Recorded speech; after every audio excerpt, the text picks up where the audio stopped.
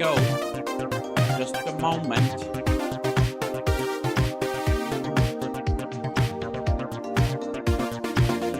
Copying something here. Let's see.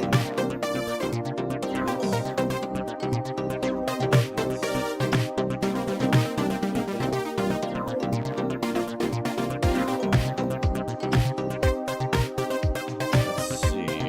Okay. Here. Then I want to add one thing.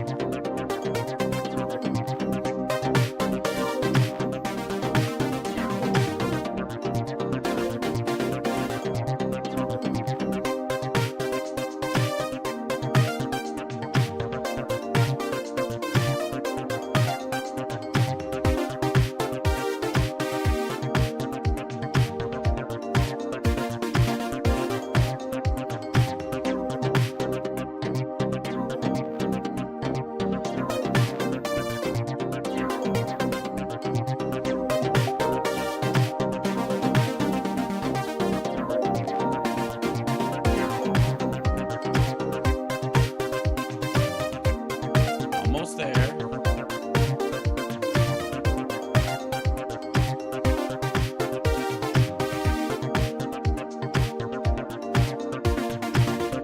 We have to slab it. All right. We have to slab it. There you go. Now it's starting to work. All right. We have to slab it. I agree. We're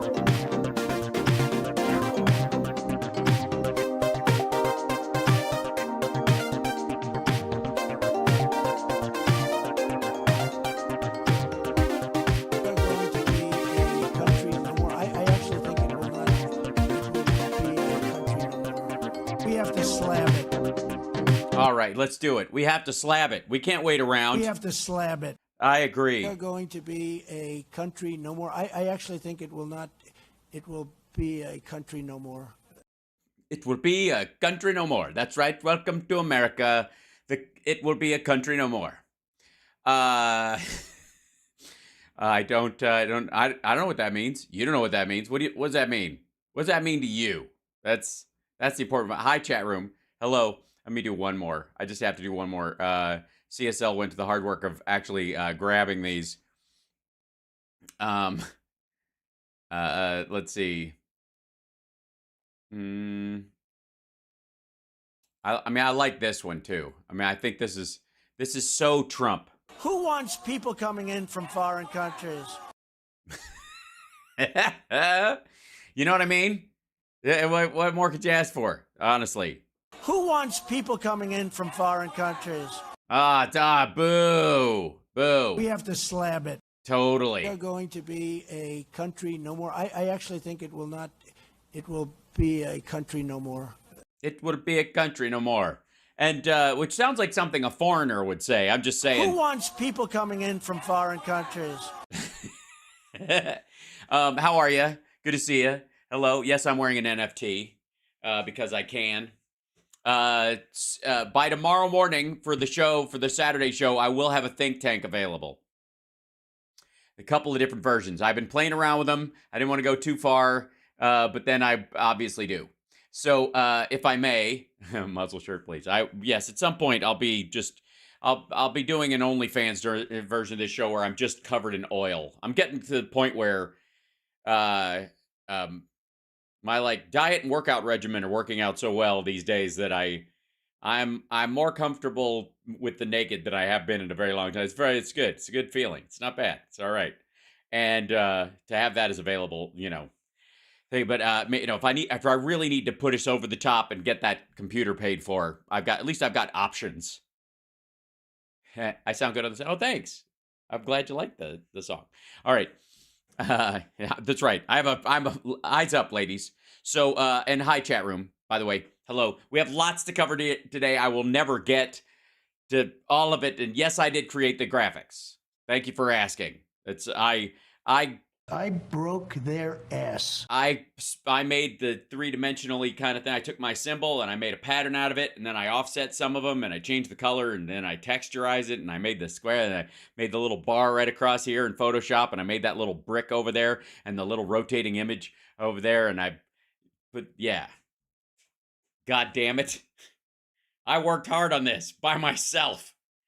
That's why you can tell that's why I get mad when I see like these networks with that obviously have money. I'll show you an example. Like, where's this goon? Yeah, like Breaking Points. Breaking Points obviously has money. Like they've got to. I mean, they have to, right? I mean, they did a thing where Sagar sat there and went, and then they just rotate through them, and no matter what suit he's wearing the day, it's the same. Anyways, and then they take a bunch of clipped stuff off the internet. They grab a Hunter Biden thing, and then Breaking Points because the B and the P are broken because something broke, and they broke it all, and they're breaking news, and they're breaking the points down, and there's points in the news, and I think it's a great title for a show. I really, really do. Huntergate, it's called. I don't know why it's Huntergate all the fucking sudden. It's been going on for a couple of years now, and nobody uses the fuck Huntergate. Huntergate. Really? Look, Watergate was the name of the actual hotel.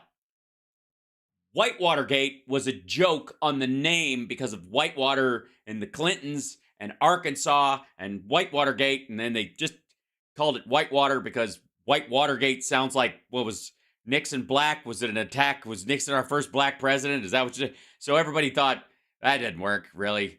And ever since then, people have been just chucking gate on the end of shit whenever they mean scandal.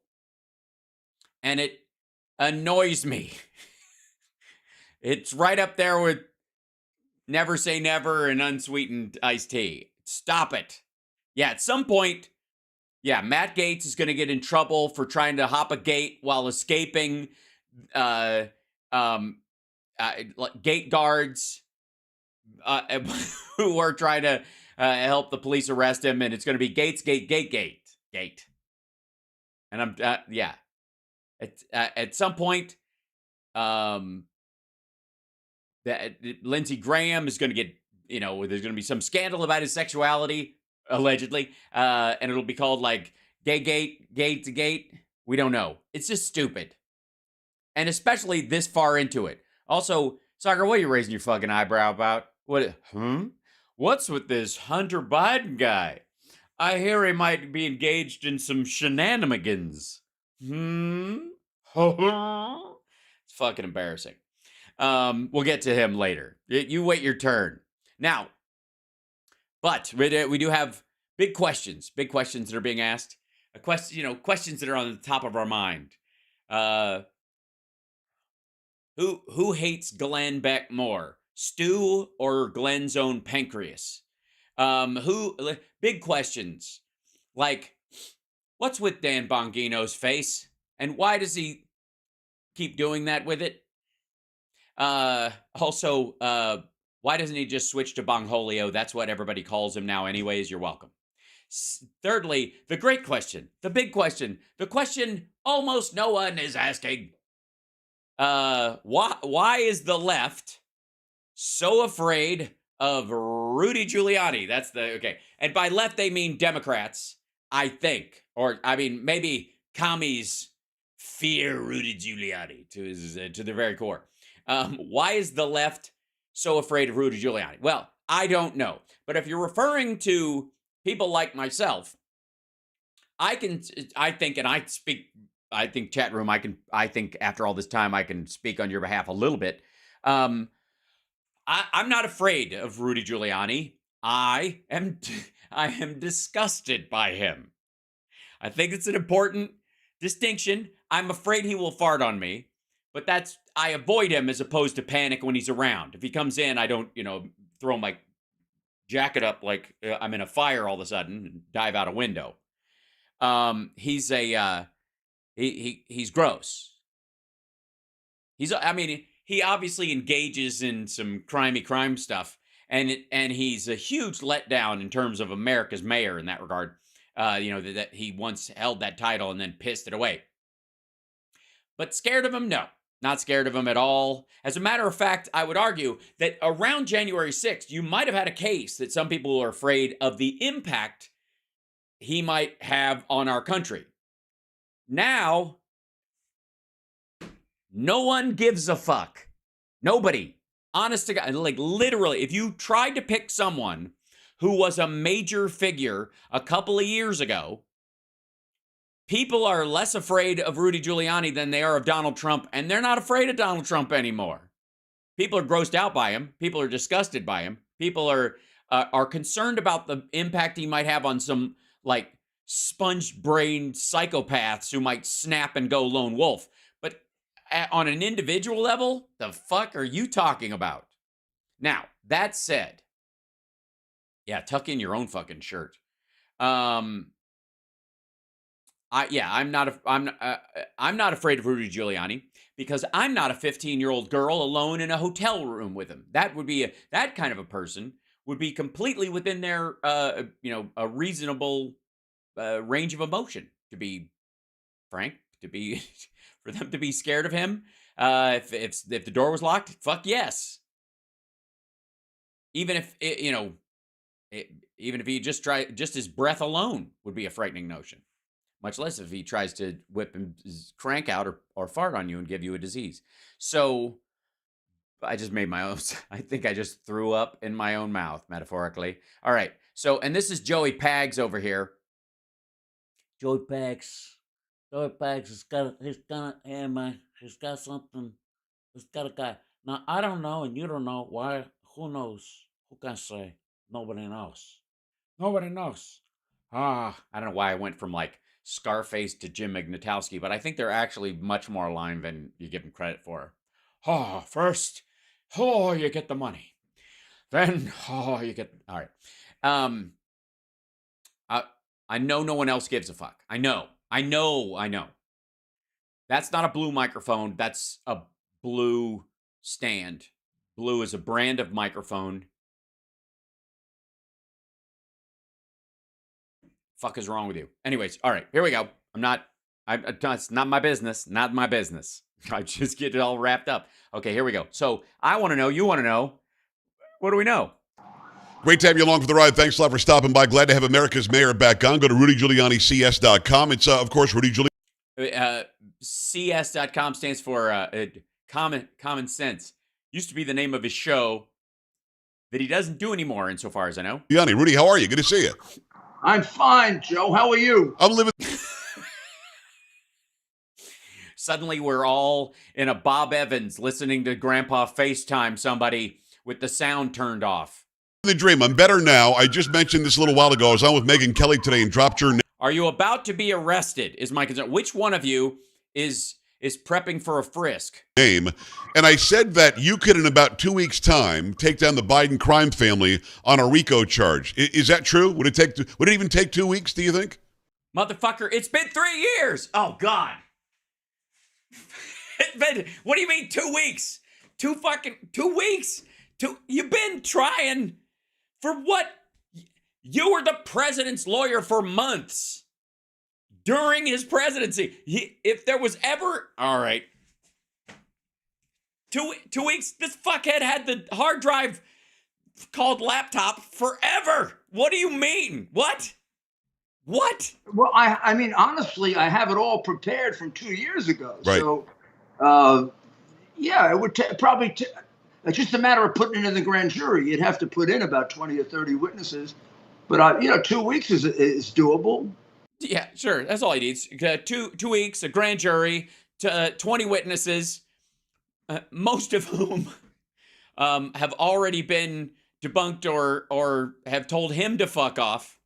Absolutely. They're all there. The witnesses are all there. The FBI won't interview them. Well, what do you think the Biden family has on everybody? Because... Yeah, they got to have something on everybody, including you, Rudy. They've got stuff on Joey Pags.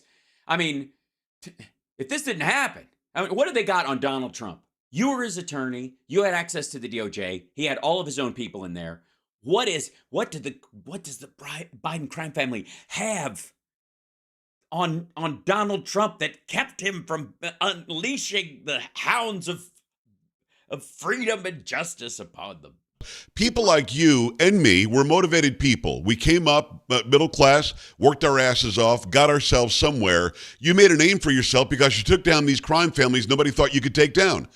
No, nobody thought you would. On behalf of other crime families, fuckhead. And the big mystery of Rudy Giuliani, apparently, is that he attacked the Italian mafia in New York as an Italian to make room for the Chinese and Russian mafia. He didn't wipe out organized crime. He broomed a couple of the Italian families, by the way, more than likely with the blessing of the others, and gave a toehold to the Russians and the Chinese in New York, in Manhattan. Fuck are you talking about? You do realize, all right, I'm fine. I'm going to be all right. I'll be just, give me a second. I'm just got to collect myself because fucking hell. All right, so, can I just start out by saying fuck TMZ and Page Six. Fuck them. They're disgusting people, and they hound people with normal problems as if they should be held to some sort of weird angelic standard. Couples having relationship issues in Hollywood, and they'll fucking follow each one of them around, and oh my god, a cheat, and all that shit. While they all, without fail, TMZ and Page Six, ignored Epstein, ignored Weinstein, ignored Bill Cosby, like one after the five, ignored this fuck, ignored, like Trump shit, just carried Trump's water for him after sexual assault victim for years, for decades. They're bugging the fuck out of people who are having marital spats and driving, teenage starlets to alcoholism and bulimia because they're fucking with them all the time. But they let these guys go. They know all about Weinstein. They know all about Cosby. They know all about Trump. They know about Giuliani, and they let it fucking slide. And so when there's a story from either one of them, my primary reaction is fuck you. I don't care. And so the idea that somehow this dickhead, with the criminality that he was involved in covering for during his time as a DA and during his time as mayor and after, and then his fucking security deals in Eastern Europe, get the fuck out of here. The vast majority of the criminality that Rudy Giuliani is responsible for in his time on Earth is shit he ran interference for. Get the fuck out of here. Why doesn't somebody, a young Rudy Giuliani... There are no young Rudy... If there are any young Rudy Giulianis, they're sitting in front of HR explaining why they will go quietly if they're allowed to resign, but please don't call the police.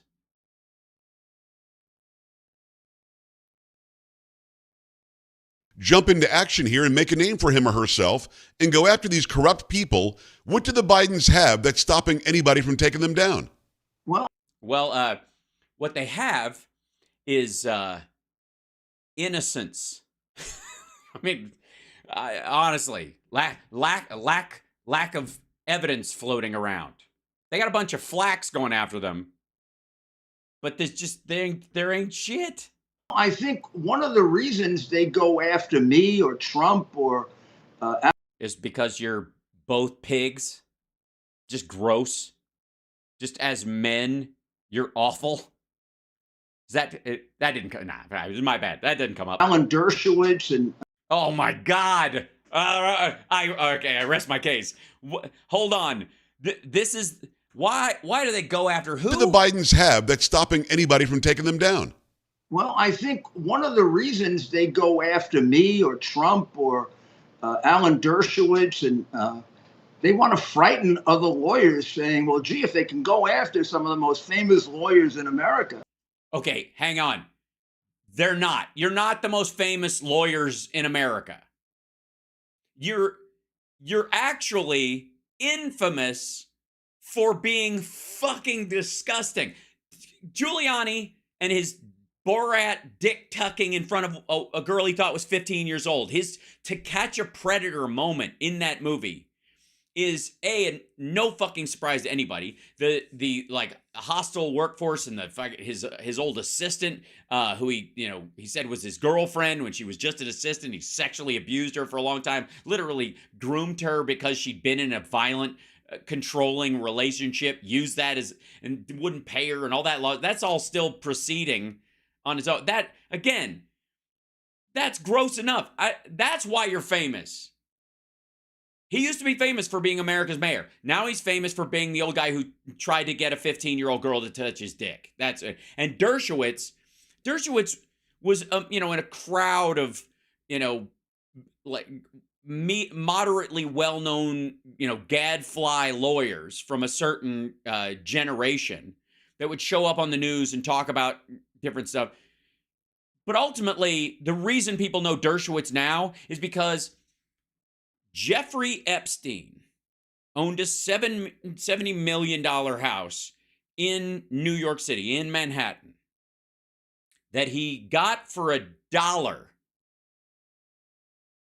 $70 million home given to him by one of his clients for $1 that he brought underage girls to and engaged in all kinds of awful there. And he invited Rudy Giuliani over many times, and he invited Noam Chomsky over many times, and he would had like a regular flow through. And when Dershowitz was there, one of the times, this is the only, and believe me, I'm sure it only happened once. He was offered a massage if he would like one, and he accepted. In this man's home, look, tell you what. Feel free, ladies and gentlemen. My address comes up.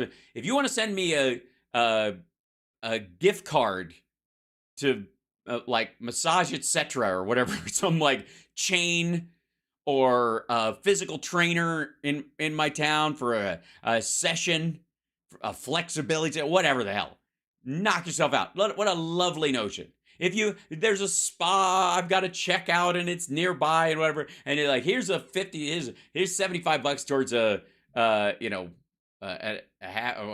massage, or like a steam and shower and massage and a facial and that, like, it's part of a gift pack. Great.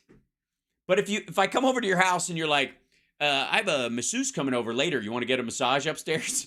I'm gonna tell you to go fuck yourself. And I even if I know you and I like you, I'm gonna go. It's like no, no. Thank you though. That's very sweet. No.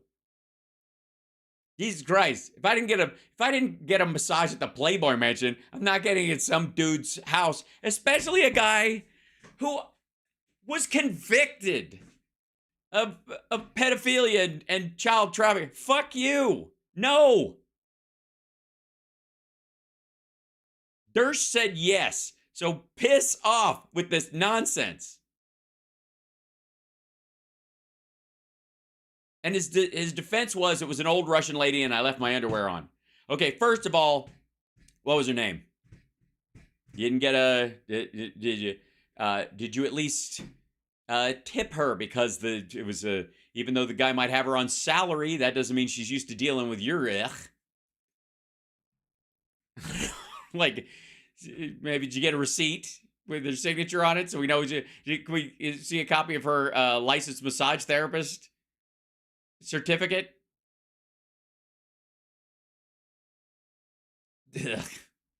Yeah.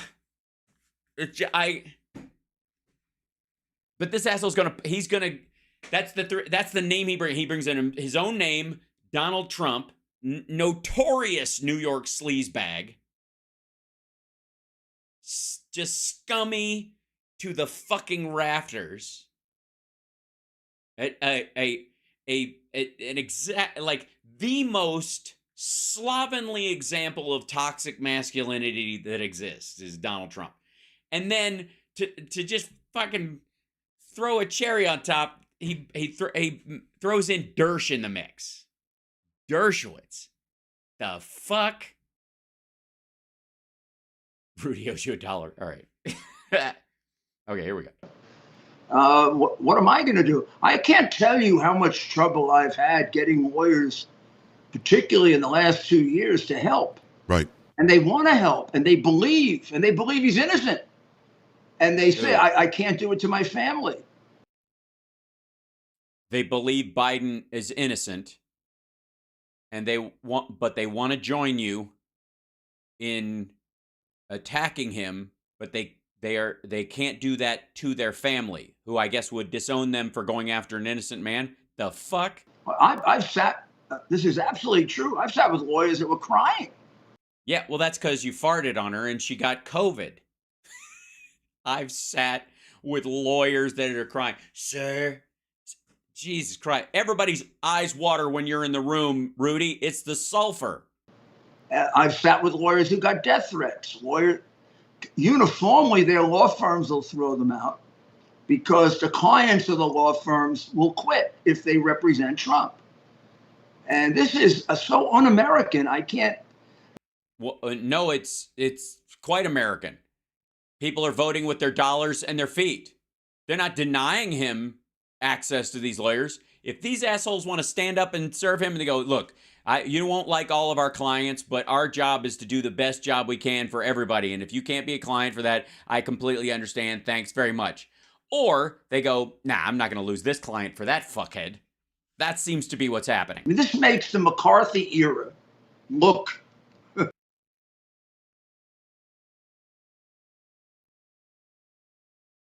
pretty benign, actually. I was hoping for a much better analogy than that. Look pretty benign.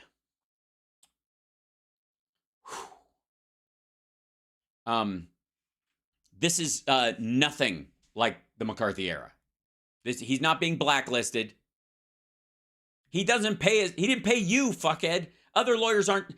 When people say, I'd love to work for Trump, I think he's innocent, but my family would kill me because we would lose our house because he wouldn't pay us. Yeah. Well, Rudy is hypocrites. They claim to be liberals. They're fascist, actually. And they claim to be liberals, but they're fascists, actually, because apparently they won't defend Trump in a sexual assault case for free. Years of looking into the corruption in Ukraine. You've been doing this for years now, and you're participating in it. Years of uncovering exactly what's going on there. Can you tell me listen, maybe I'm wrong about Joe Biden. I think he's a dunce. I think he's a really dumb guy, a dim light bulb. I also Okay, Joey's running into that wall that we've mentioned a couple of times, which is this weird mix of master criminal or bumbling old fuddy-duddy. Is it Mr. Magoo or the Godfather? Which one is it? They both have jowls, I get it, but which one is he? I think he's potentially a sex offender, maybe even worse. And you would know, as a potential sex offender and even worse, how would you respond? So what is it that this guy can possibly have as leverage to stop the entire DOJ from doing the right thing with him and his family? Yeah, I think, first of all, there's the ridiculous pathological fear of Trump. Okay. As if Trump is worse than him. I mean, you compare the two men, and Trump comes out pretty benign. Number one compared to Joe Biden. Right. Just compare them as fathers and grandfathers. My goodness. Right. Number two, it's the. Okay, first of all, Trump supposedly has two scattered kids and a number of abortions. So fuck off with this nonsense about the grandkid with the Hunter Biden thing until they work that out. That's a family issue, and they'll work it out eventually. That said, the idea that this dude who was like hoping his daughter has tits like his wife and literally gestures like that about it, what the fuck? Desire for power. Yes, which Trump has never had. Hence the gold escalator. He whittled it himself out of some hickory. Number three, it's what a Ukrainian prosecutor, an honest one, told me. An honest one. You've met one? Obviously, you haven't been there recently, so. It's not just Biden. He said to me, Giuliani, they're going to try to kill you to doing this because you're going to open up. It's not everybody, but it's more people than they think. Great. Okay. He's going Jim Caviezel now. Like the whole thing is, it's the fucking Illuminati. It's not Joe Biden. He's a puppet for the lizard people and the Illuminati. Did that shit. Well, it's got to be Obama too, right, Rudy? There's no. Well, it has to be. I mean, it's the Obama-Biden crime family, which, obviously they got money. They had to have gotten money from Kenya or something, right? Way that Biden's in charge of Ukraine because Obama gave him Ukraine. This prosecutor told me the Democrats. Well, that was a stroke of luck, wasn't it? Democrats used it as a cash cow for about 8 years, and there were some Republicans that what's that thing in The Godfather? Wet their beak. Mm. And once they do, you own them. Yeah, once they do, you own them, and then they try to kill you if you try to open it up, which is what they're doing to me. Okay, so Hunter and Joe are innocent victims, and any of the rhinos that got involved in this and have been dealing with pre-Yanukovych Ukraine, they wet their beaks back then, and so if they try to get out, they'll die. So I would view them as innocent victims. I don't even know why you'd prosecute them. I think you would offer them a deal to help them get out. Maybe put Joe in the witness relocation program, make him work at an ice cream parlor up north. Remember, it's the DC bar going after me. Well, yeah, because they have the most evidence on you. These are the lawyers who make a fortune in the swamp. This is where they make their money. Yeah, the constitutional law, the place where it's the most important. The SCOTUS is fucking there, dum-dum. Wow. Well, Trump threatens all that. That's why they're fighting to the death. Yeah, yes, he does threaten rule of law, structured society. Yeah, our nation's capital. It's Rudy Giuliani. Go to Rudy Giuliani CS. No, that's all right. By the way, it's a 30-minute clip. We don't need to do all that. I just think it's blah blah. So we in many ways, how you're watching House Sparks Megaworldwide. Like, subscribe, support the show, pass it around if you would. If I may, we've dealt with a couple of slices of reality, and not the least of which was a couple of the people that we would regularly poke fun at or deal with on here have kicked the bucket over the last little bit. And of course, famously, one of them is Diamond of Diamond and Silk fame, where Silk is now on her own. And the channel still says Diamond and Silk. And sometimes she performs or does her show with a seat with a picture right there. Which, again, deal with what you're going through on your own. Seems a bit weird. A bit awkward. But here she is, ladies and gentlemen. This is Silk by herself on her own. TikToking, I think, or something. This is on Rumble. But this is... Silk calls out the stealing of America's wealth. So we're going to get an economics lesson from Silk right now. So get out your ballpoint pens and your protractors and your abacus and your, I don't know, legal pads and spiral notebooks and color forms and spirographs. Yep. Nope. That's what's going to happen. So y'all. Yeah, you can't start a clip with something that you just said. That literally is the beginning. I don't. Please tell me she's going to reference something we didn't hear at the top of this. Oh, my God. It's a very sick society, a sick day in America. Now I understand that how they're trying to basically stifle and steal our wealth. Stifle and steal our wealth. And I mean, thanks for saying it's a sick society. I feel seen. Work all your doggone life to have something. Now they want to take that from you and create all of this other bull crap, this other red tape, so you won't have access to what you worked hard for. These people. Again, this is how she started this. I'm just saying, I don't know if she cut this herself. I doubt it. But her editor obviously hates her, or they're just fucking with her at this point. It's rude. Maybe just include 2 sentences earlier so that those of us that are stumbling upon this in the future will know what. People have lost their mind. They're going to see some people rising up around here. Because people, they worked hard for it, and you think you're just going to come in and steal it because you think you got some power? Y'all going to learn today. Somebody going to learn today. Are you suggesting someone should take up arms because of some unspecified financial issue that supposedly what is this about student loans? People ain't going to put up with that bull. What bull? What bull? Your clip. What bull? What? People are not going to be putting up with that bull crap. Yeah, I'm getting that. It sounds like bull crap. What is it? You watch what I tell you, honey. I can't watch what you tell me. I can hear what you tell me. And this seems to be a problem that Trump has as well. He doesn't understand how visuals and sound are two different things. I think people saw that loud and clear. Yeah. He's obviously, no wonder you love each other. You got the same hair. They ain't going to put up with all that stupid mess. They're not going to do that.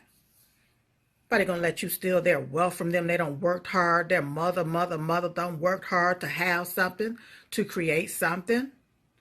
Yeah, and then they sending all of our money over there to Ukraine. And then there we go. So we finally get to the talking point. So all their money is going over to Ukraine. That's, yep. You don't have a problem with the generalized military budget, just in general, just sitting there. I heard that old... Also, by the way, they're going to pay us back. But anyways. Bastard going to say something about he think every American citizen should pay $200.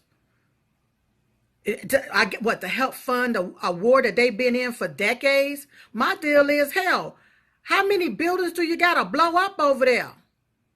We've been in war all this time, blowing up stuff. How many more things do you have to blow up? If Ukraine is... Oh, I see. So, I don't know what she's... I thought I knew what she was talking about, and I'm trying to consider it. I think she's... Biden expects us all to send $200 to Ukraine. She heard that everybody's going to have to mail $200 to Ukraine, or that it's going to add $200 to our tax bill for the year, or some, game of telephone version of things. And she's just wondering why it's been a year already. What's left to blow up in Ukraine?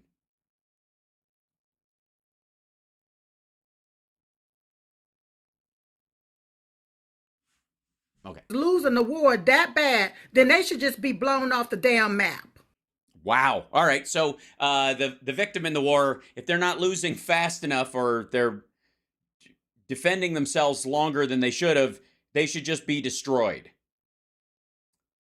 Cool. Now do South Sudan.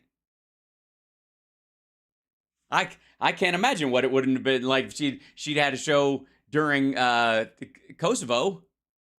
What about Rwanda? Do Rwanda. I guess.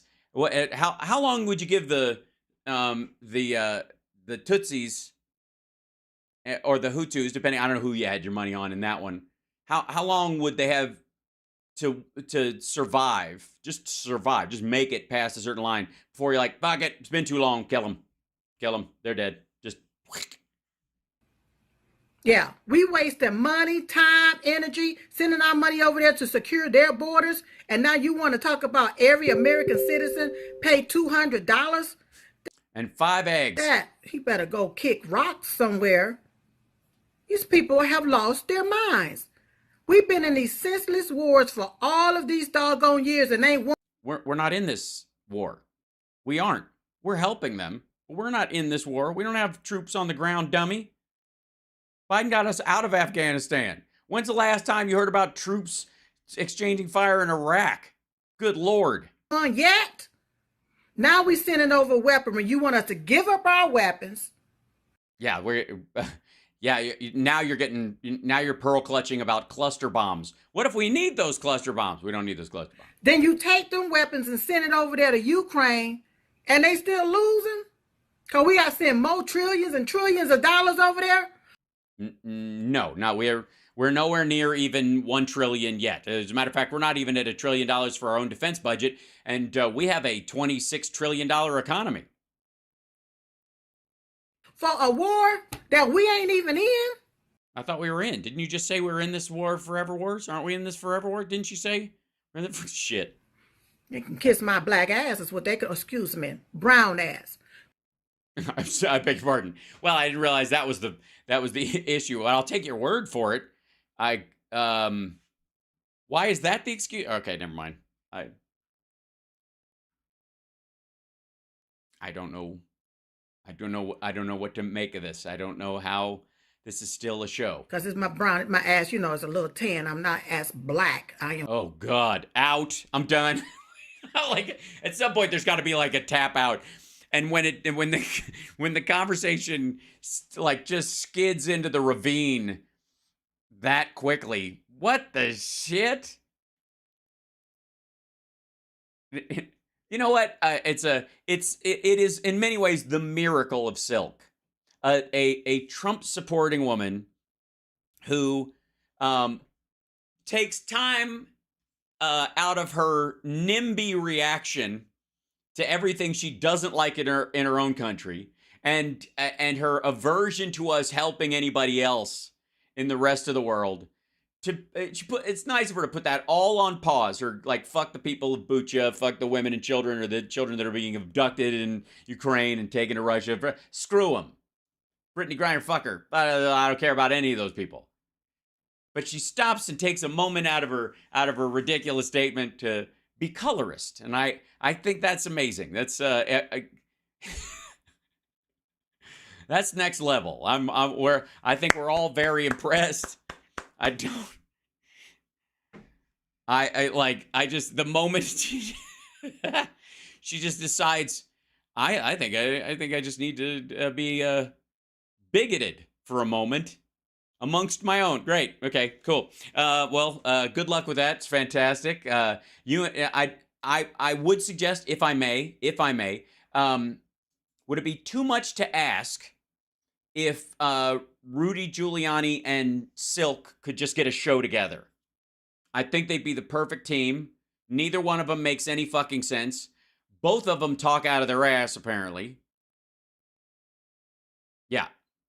So, and everybody's like, was it me or is her hair looking a little... yeah, it was. It was a little... It was pushed a little forward. It was when the kids were working on dinner for later. Well, you missed it a little bit, CSL. Roll back a second. Good Lord, my friend. I had no idea that Diamond was such a balancing personality in that relationship. Oof. Meanwhile, how about let's jump over here real quick, because I want to deal with these dipshits for a second. So over here we have this is Sagar at Breaking Points, and there's Crystal Ball as his co-host or whatever, and I think this might have to do with Gal Luft. Biden China whistleblower confirms Hunter corruption. Confirms it. I mean, it's done. Game, set, match, right, Sagar? Bring it. Let's hear it. He confirms it.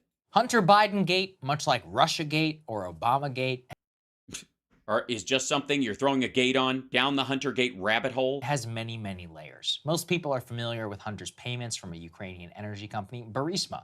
That certainly was bad, but honestly, it's a job. It was a real job. He was part of an investment group that was investing in it. He was paid to shepherd the money. That's the gig. Think what you will about Wall Street and investment jobs, but that's what they fucking do. And the fact that this dickhead is jacked off to Wolf of Wall Street dozens of times, and then he's like, oh my God, what is the world of investment capital is just filth.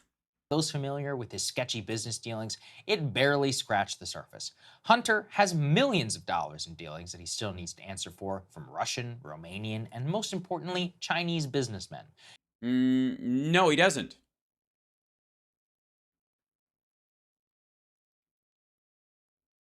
Explain. Why does he have to answer for them? Again, show me the quo and then explain to me how he was, how Hunter needs to explain how he didn't know there was, how the quid happened. The Chinese dealings in particular have deep links both to the government and they remain very understudied by the press. Very understudied by the press. Okay, so it's clear Sagar has not seen my takedown of Gal Luft yet. Chinese deals came into focus in recent months after Republicans retook control of Congress, and they began their investigation into Hunter Biden and their possible links to the current president. One of those inquiries into China relied on a whistleblower named Gal Luft. He is Luft. Oh, I didn't realize. That's very lovely. Gal Luft. Ooh, well, pardon me. In his sock drawer. Gal Luft, you say? Ew. a dual U.S.-Israeli citizen. According to Luft, he was previously ist Luftballon, hen und brächten hobig schon, auch dem Udem, auch dem Eil, Rongschek Tura Genechail. contacted by the Department of Justice in March of 2019, and he detailed his knowledge of the But wait, what? contacted by the Department of Israeli citizen. According to Luft, he was previously contacted by the Department of Justice in March of 2019. Oh, no. Okay. Right out of the gate. Sagar, fuck you. He contacted them. They didn't reach out to him. They didn't go, hey, we understand you've been working for CEFC for 4 years and the Chinese Communist Party funds your think tank. You mind giving us a couple of tips on how to take down our boss's main opponent that he's afraid of? So right out of the gate, let's just be abundantly clear. Underreported over here thinks that it has the details exactly backwards right out of the gate. The first detail, it's besides the guy's, and even the pronunciation of the guy's name. And he detailed his knowledge of the Biden family's deep financial ties to China. Here is the story he told in his own words. My ordeal. Okay, we saw this already. My piece of paper that I'm reading, and I fucked off. Okay, hold on. Is up to 100 years in prison. Okay, so he contacted them in March of 2019. Yeah, there you go. They didn't contact him, right? Did you watch the video first? Or you wrote the piece, somebody else wrote the piece for you. Now you're just watching it, and it's in the teleprompter. That's sad. A bunch of FBI agents met with him. Nothing happened. So then what? As he continues to detail, after he contacted... No. Something happened. Something very crucial happened, Sagar. Something very crucial happened after he contacted the FBI and the DOJ to meet with him in Brussels, and he, flew there and met with him, or someone flew him there, which is really what happened. Something did happen. What happened was he lied to the FBI about his arms deals. He also lied to the FBI about his relationship to and his writing an article in the voice of former CIA head James Woolsey, who was a transition member of the Trump White House. He lied about that too. And he wrote it, they have the emails where he is fucking patting himself on the back for making Woolsey, putting words in his mouth that basically guarantee that China will have special status in the Trump White House. The DOJ and the FBI to detail his knowledge of Biden ties to China. They ignore him. A few years later, after... No. They didn't ignore him. They investigated him. If anybody else was in office except Trump, they would have prosecuted him right then for lying to them.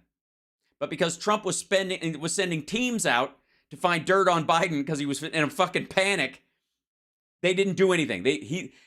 Bill Barr effectively shut it down. Attention again is sparked into these allegations. He is suddenly indicted by the Department of Justice. No, he wasn't suddenly indicted. He was indicted in November. There was an arrest warrant out for him. He fled Israel because he thought they were going to get him, and they picked him up in Cyprus through an Interpol warrant. He was out on bail, and he fucked off. The message he put out to the New York, look, the unsealing of the indictment was not the indictment itself. The indictment had already been in place for a fucking half a year. That indictment, which became public on Monday, alleges that he evaded registering as a foreign agent in the United States while working to advance the interests of the Chinese government in the U.S. and seeking specifically to broker the sales of Chinese weapons and Iranian oil. The charges against him total nearly 100 years in prison, as he said, if convicted, and they detail a very serious breach of the law. But it does leave us with a few questions. Okay, here's the questions. Why does Sagar think that the Justice Department contacted Gal Luft and not the other way around, and then changed his mind after he sees a chunk of the clip, which may or may have, somebody basically, while they were cutting the video in, tapped him on the shoulder and went, nah, it's the other way around, dum-dum. Also, why does being offered a deal with CEFC make you more of a criminal than working for them in the first place? Number one is this true? And well, he's going to get a trial. It'd be real easy, Sagar. It'd be real easy. He could turn himself in and he will get a fair trial. It's America. He will get a fair trial. number two, why is this happening now? No, the question is, why didn't it happen when Trump's people met with him in the first place? Why did Bill Barr's DOJ not okay an arrest warrant for a guy who obviously lied to the FBI and was engaged in FARA violations and in arms trade, in the illegal arms trade, and they were aware of it, and he lied to their face because they have his communications? Why did they let him go when Trump was in office? It has to be one of two reasons. He's so dirty. The dirt he had on Hunter Biden, even if real, looks awful next to his, which it does. Or he's bullshitting everyone. Or both. Well, let's focus in on the second part of that question and also untangle some of the details. Yeah, let's do it. From the Washington Free Beacon, the people who first financed the Steele dossier because they didn't want Trump to win, and then they sold it. One of the charges against Luft is based upon a donation to his think tank by CEFC. That is.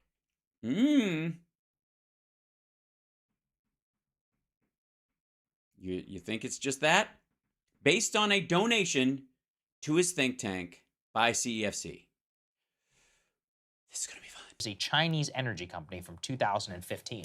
Now, the money was given to that think tank in an effort to recruit a former CIA director to make statements beneficial to the interests of China. Shady and gross stuff, to be sure. Well, yeah, and ultimately, how did it play out? This fucker filled out the form himself. He wrote Woolsey's answers. But what they are not telling you is that the CEFC is the exact same company paid Hunter Biden $5 million between August 2017 and May of 2018. Great work if you can get it right. Okay, hold on one second.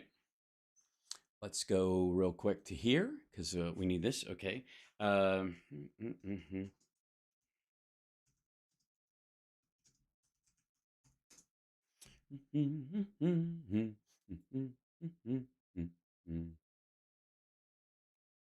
Okay.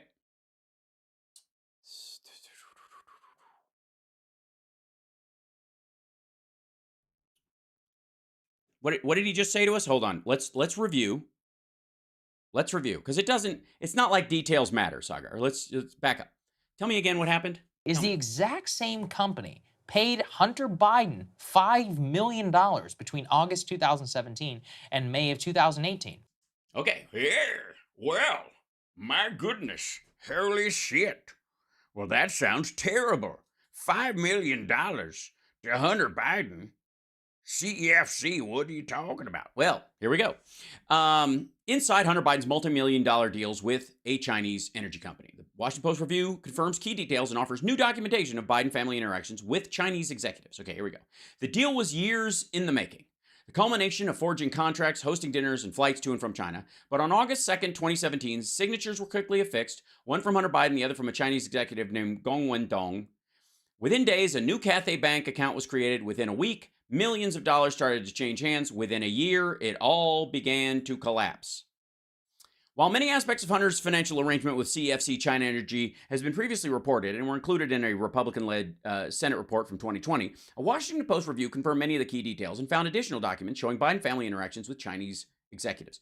Over the course of 14 months, the Chinese energy conglomerate and its executive paid $4 million to entities controlled by Hunter Biden and his uncle, according to government records, court documents, and newly disclosed bank statements, as well as emails containing a copy of a laptop hard drive that purportedly once belonged to Hunter Biden. Okay, let's just understand.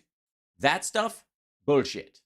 These parts may be believable, but the addition of this stuff, hooey. Okay, the Post did not find evidence that Joe Biden personally benefited from or knew details about the transactions with CEFC, which took place after he had left the vice presidency.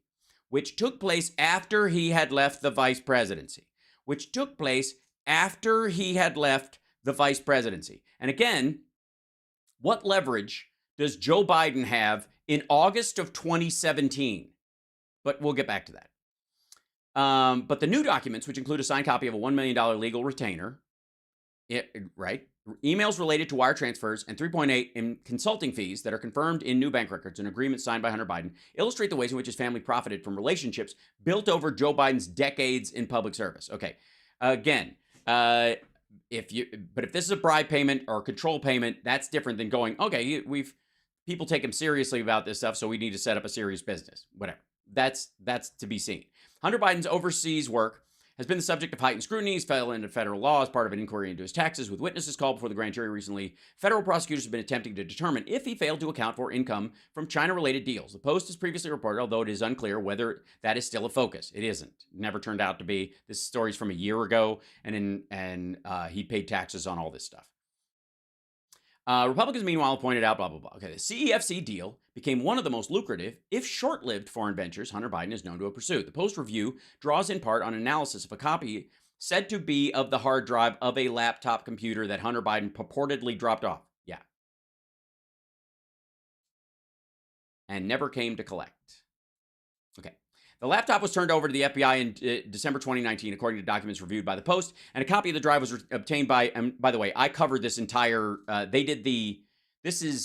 I'm fairly certain this article is before they quote unquote verified, they put out that article about how they verified the hard drive that I debunked. Literally their expert said it's a forensic nightmare, but okay. After the New York Post began publishing stories of it, Washington Post repeatedly asked Giuliani and Stephen K. Bannon for a copy of the data to review before the election, but the requests were rebuffed or ignored. And the reason they didn't put that out is because if anybody got a chance to look at it with any depth, they would realize it was fake. In June 2021, a copy was provided by Jack Maxey. He's their other guy who's been punching around. It was too late by that point, so they will just fuck with him, and this will be an attack on Biden while he's in office. And an activist who received a copy from Giuliani at the time when he was working with Bannon. Okay, the Post has explored, the chain of custody as well as the findings and forensics in a separate story. That's the one I broke down. Here's how the Post analyzed Hunter Biden's laptop. First of all, they never saw it. The laptop purportedly to contain documents from Hunter Biden's laptop, but they're not going to write that because it ain't clickbait. Okay, so here it is. This is the part I've been talking about. Okay, Trucker Ashley. Okay, the potential energy projects that Hunter Biden discussed with CEFC never came to fruition. Nonetheless, accounts linked to Hunter Biden received $3.8 million in payments from CEFC through consulting contracts, according to bank records and joint agreements reviewed by the Post. Biden received an additional $1 million retainer. That was the "don't fuck with me" money to hold on to him, issued as a part of an agreement to represent Patrick Ho, a CEFC official who would later be charged in the United States, blah, blah, blah. That's the part he was complaining about in one of the alleged emails. Fuck this guy, and he's a spy, and blah, blah, blah. That retainer agreement, in a newly uncovered document, contains the signatures of both Hunter and Ho, who was later convicted and sentenced to 3 years in prison. Hunter Biden, who has a law degree, was not accused of wrongdoing in that scheme and appeared to have little role in representing Ho in the federal case. Ho, through his attorney, declined to comment. Hunter and his attorney did not respond to numerous messages left over the past week. The White House declined to respond, but pointed to previous statements that Joe Biden has never ever even considered being involved in business with his family, nor in any overseas business whatsoever. Years of seeking business. Okay, here it is. The Hunter Biden's relationship with CEFC took root during a time of financial strain and turmoil for his family. According to court filings and Hunter Biden's accounts, the Bidens were reeling from the May 2015 death of Hunter's older brother, Beau, and Hunter was struggling with drug use. I was in the throes of addiction, Hunter wrote in the memoir published last year. During the divorce proceedings with his wife, Kathleen, a court filing in the case described outstanding debts that are shocking and overwhelming. With the couple carrying maxed out credit cards, double mortgages on both properties they owed, and a tax debt of $313,970.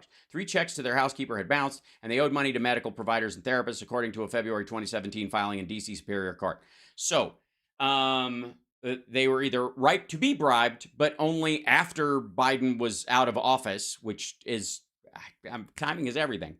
An intermediary from CFC initially reached out to Hunter Biden in December 2015 to set up a meeting between the then Vice President Sung and Ye Jianming. By the way, who might that be? Who might that be?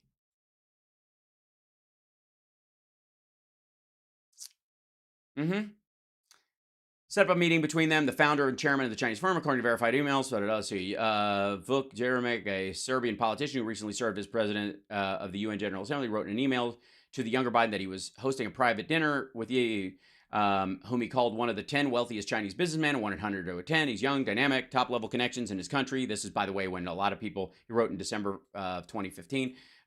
Deal didn't happen until after his dad left office, which I think is kind of crucial. Unlike, I think that's what Jared Kushner learned. We can't sign the deal until we leave, is the idea.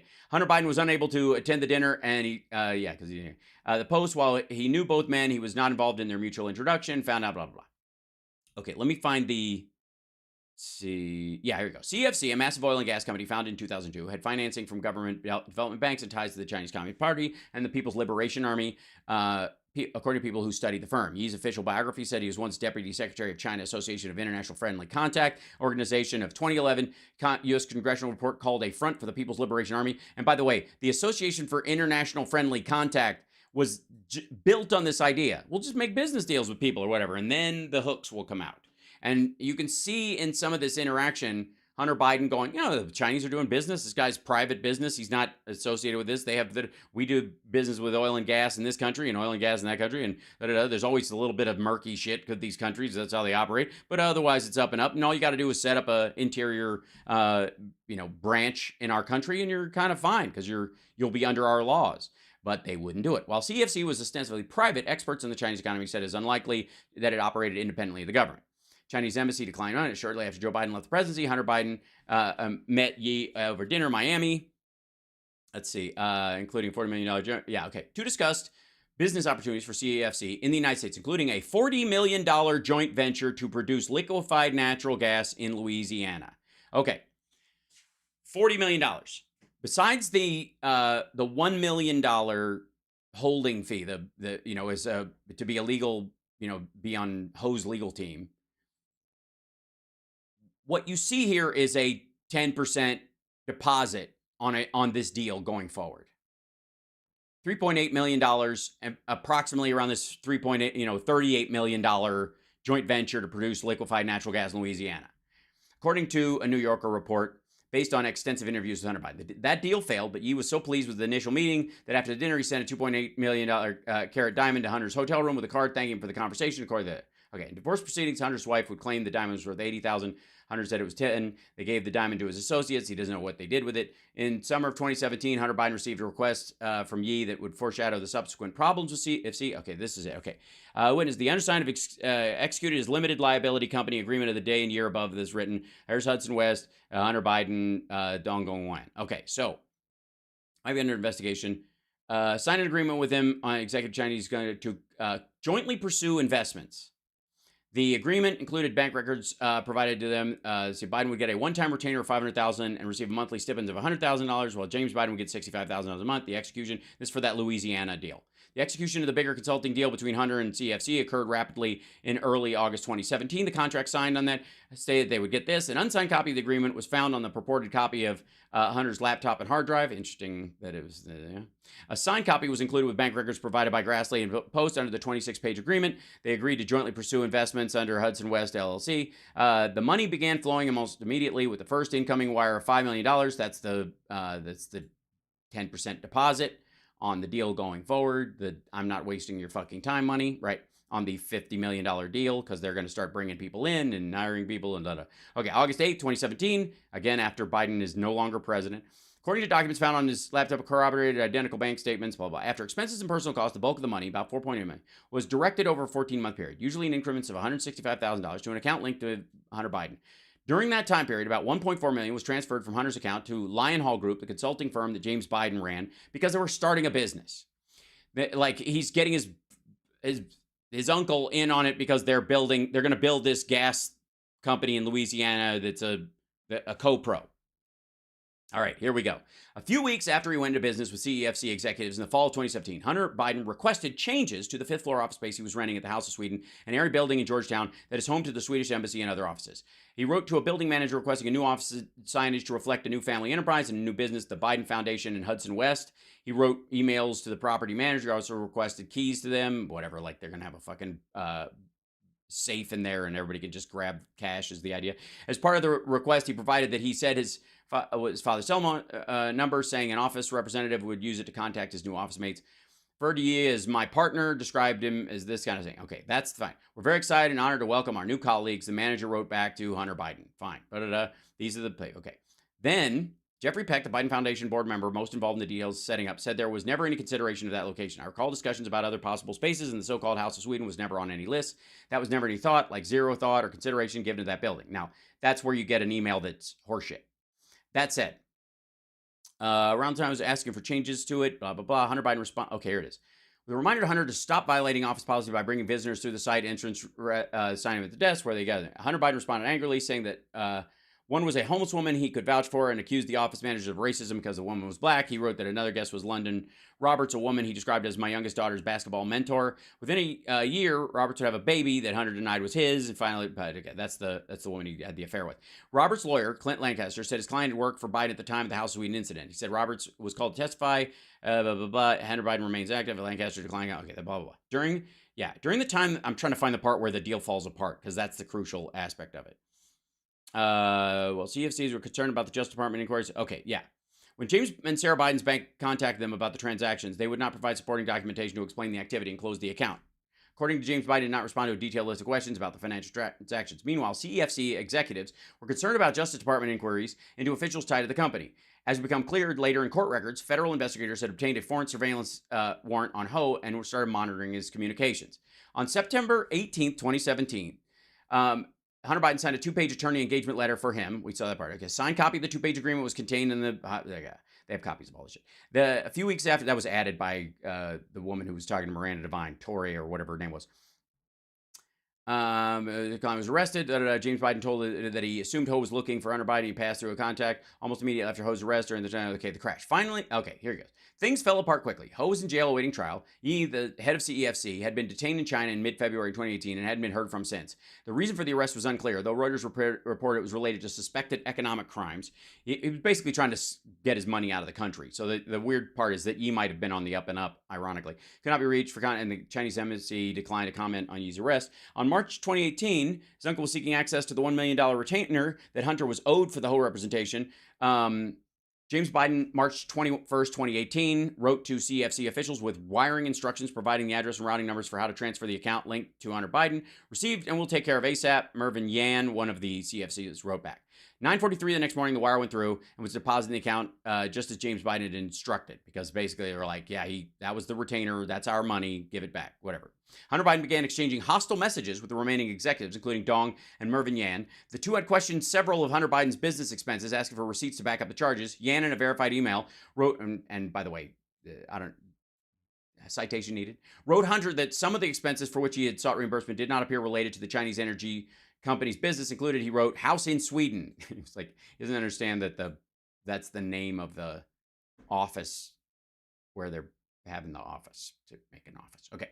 Hunter Biden threatened to sue both Yan and Dong for balking at paying, claiming he had no right to question his expenses and explaining that the House of Sweden was his DC-based office. I will bring suit in the Chancery Court of Delaware, which, as you know, is my home state, and I am privileged to work there with and know every judge in the Chancery Court. You cannot sue for us for not paying incorrect expenses. Yeah. Dong and Yan did not respond to requests. Jia Qibao, an assistant with whom Hunter Biden worked closely on CEFC Business, wrote 2018 email that the company was being dissolved and she would lose her job, but that Hunter Biden should, quote, take whatever money you can take as long as the money is available to claim, take as much as possible, figure out a way to spend them for your own benefit. They were setting up this dummy company, essentially, but they wouldn't follow through on it. They weren't going to continue to invest. So she's just like, if the money's in the account, fucking bug with it. Take as much as possible. Bao did not respond to numerous phone messages. She's probably gone too. Over the next 6 months, nearly $1.4 million was transferred to Hunter Biden's account, according to bank records. But troubles also loomed. He continued to battle addiction, created strains. Younger Biden's problems loomed over the father's decision. Hunter Biden's personal battles continue. Yan signed a document November 2nd, 2018, dissolving Hudson West 3 LLC and the company that linked the Bidens to CFC. Yan filed it with an office based in Dover, Delaware, less than an hour's drive from the Biden home. A year of the Chinese trying to make this company take off and get hooks into them, and it failed. Now, back to where we were. The $5 million was paid, again, million transfer and a 10% down on this Louisiana gas business they were going to start, including payments to like office rental, all that kind of stuff. Not cash, not income. Great work if you can get it right. What exactly did Hunter get paid all this money for? It's not actually clear. Millions of dollars, though. No, it's very clear. The company itself was designed to create a natural gas processing facility in Louisiana.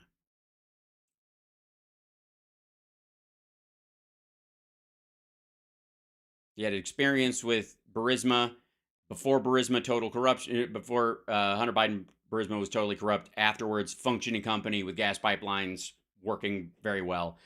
There's a reason he had cred in this industry. To represent this Chinese energy company's interest in the U.S., and $1 million even more to provide legal services to the very Chinese go-between that the DOJ says Luft was working with, who was a Chinese spy. So in other words, if Gal Luft is an unregistered Chinese agent, Hunter Biden sure as hell looks like one too. Well, no, because he wasn't trying to secure the deal secondarily to benefit the Chinese government. He was trying to make a deal inside the United States with a private Chinese businessman. And the timeline...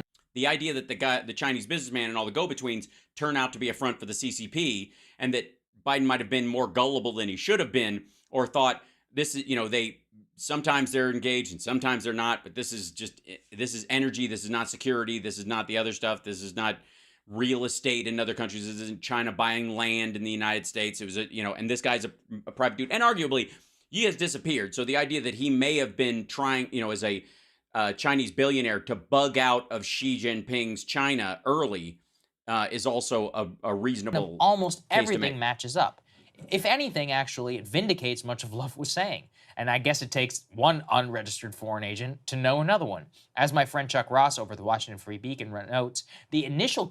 Your friend at the Washington Free Beacon? That's curious. Contacts to both of these individuals was made in 2015. That is when the first donation actually happened to Hunter Biden's linked charity, and it is when the... Offered. CEFC offered to donate to Hunter's linked charity. Hunter linked charity. That's pretty loose. But CFC does give $350K to Gal Luft's think tank every year. And he was a senior advisor to the company. So he was double dipping about this. This was basically, so he was a salaried senior executive for China, a senior analyst for CEFC, and the CEFC was dumping money into his think tank to try and make this shit happen. And they couldn't do it until Joe Biden was no longer in office. They couldn't even get the fucking sit down. That is when the first... Until a year after. That doesn't matter. We're just going to pretend that he might as well have signed the deal on right after Obama Biden won in 2008. Donation actually happened to Hunter Biden's linked charity, and it is when the first payment to Luft was made. In fact, both... Also, not the first time the CCP paid him. So the first time it was made, the payments to him were made through CEFC. Luft and Hunter both appear to have had knowledge pretty soon afterwards that the people they were dealing with were no ordinary Chinese businessmen. Hunter himself, in a text message in 2017, specifically said he wanted to avoid registering as a foreign agent as part of his deal with the CEFC. Now, for those who are familiar, this is where the character Tony Bobulinski also comes in. Character's right. Also, sought to avoid registering meant he wanted them to open a U.S. affiliate so he wouldn't be acting as a foreign agent. And relates to this entire saga. Bobulinski, of course, came forward after the release of the Hunter Biden laptop and alleged that he specifically met with Joe Biden in May of 2017 regarding this exact Chinese energy company deal, and that Hunter himself laid out the, quote, 10% for the big guy being Joe Biden. No, Bobulinski suggested that. And again, this is him trying to goose an addict. So upon closer inspection, the headline the Department of Justice sought in trying to make this all go away is not close to reality. Okay, first of all, they didn't try to make it go away. If they just wanted to make it go away, they would have just sort of left the guy alone. They would have paid him off or something. Just shoo. They threaten and give some money and tell him to bug off. The reality, though, is that Hunter Biden whistleblower has been revealed as a Chinese spy. Also, not a whistleblower. Arguably an attempted co-conspirator in a crime of his own concoction, that he tried to drag other people into, and he was unable to. It is also, though, the Department of Justice has confirmed that the company which paid Hunter some $6 million is now confirmed as an agent possibly of China, and that the same behavior that the whistleblower was now indicted for is the same stuff that Hunter Biden was doing. No. No, it wasn't. No. Okay. If a spy fucks a politician, and while that politician is asleep, they are leafing through their drawers and giving stuff to the Chinese Communist Party. The two people were both fucking, but they're not both agents of the Chinese government. Chinese government spy in this particular case, if that was the case, they wouldn't have to fuck them to get the stuff. They'd just give it to them and then give it to them. That the company in question here, at the least, is alleged by this whistleblower to have been directly financially connected to the President of the United States. And I understand this can all seem complicated. It's not complicated. It's stupid. It's not directly related to him. But it's not. Even the government now admits, effectively, that the company is a Chinese spy front, and they paid the Biden family. Plain and simple. The only question now is, did he get a piece of that as president or not? No, he didn't. He did not. The deal didn't even happen until after he was no longer president. So of course not. You just told us the timeline, fuckhead. This too vindicates the previous text message revealed by the House committee. IRS whistleblower Gary Shapley specifically noted that a previous search warrant uncovered this infamous text message by Hunter to the very Chinese energy company threatening... No. A couple things. One, that is a picture from 3 years after this text was allegedly sent. Also, it's not a blue message from iMessage. It was allegedly a WhatsApp message. Also, there is no metadata associated with it. None. Not only is it this was made in Photoshop. Let's be abundantly clear. If you're going to argue that the details in it are legit, that's one thing. But this definitely isn't. That's a fake picture from years after the fact. As a matter of fact, I think it's the same one this dickhead is using in his thumbnail. And it happened years after this text was supposedly sent. And secondly, this whole thing does not sound like a man who is being controlled. He's not the guy with the glove up his ass, or with the hand up, being the glove, with the hand up his ass, being puppeted.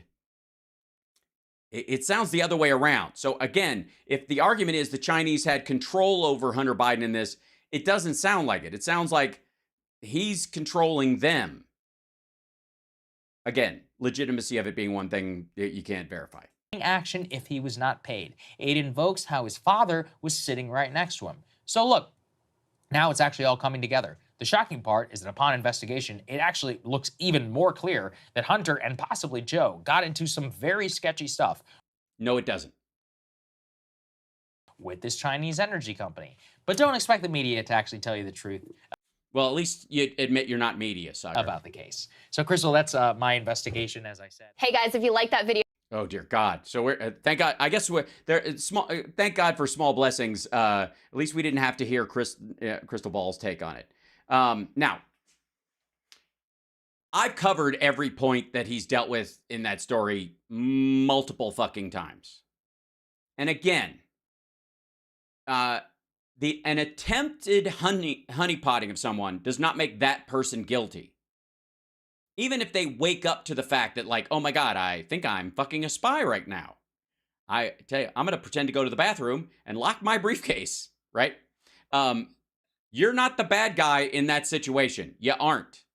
if you do work with them and you feed them information and you feed them goods or you feed them intellectual property or you know, nuclear codes or you know, I don't know, winning horses in the Kentucky Derby, maybe.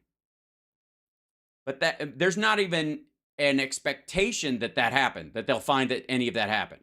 Secondly, again, this deal happens 2 years, almost 2 years after Joe Biden has left office, and nobody expects him to run again. And the deal is to make a natural gas plant in fucking Louisiana. And it falls apart because the CFC partners, the Yee and these other people, besides being sketchy as fuck, and one of them just disappearing after Ho gets busted because this looks like a scam. They basically, you're being rolled. It's like they arrest the Nigerian prince right when he's supposed to send you the email with the bank account numbers.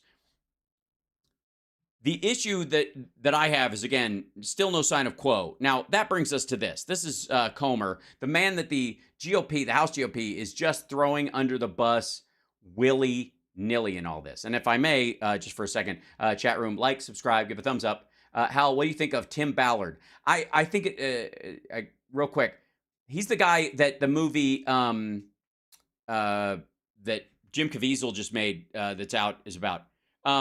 He seems to be a good guy.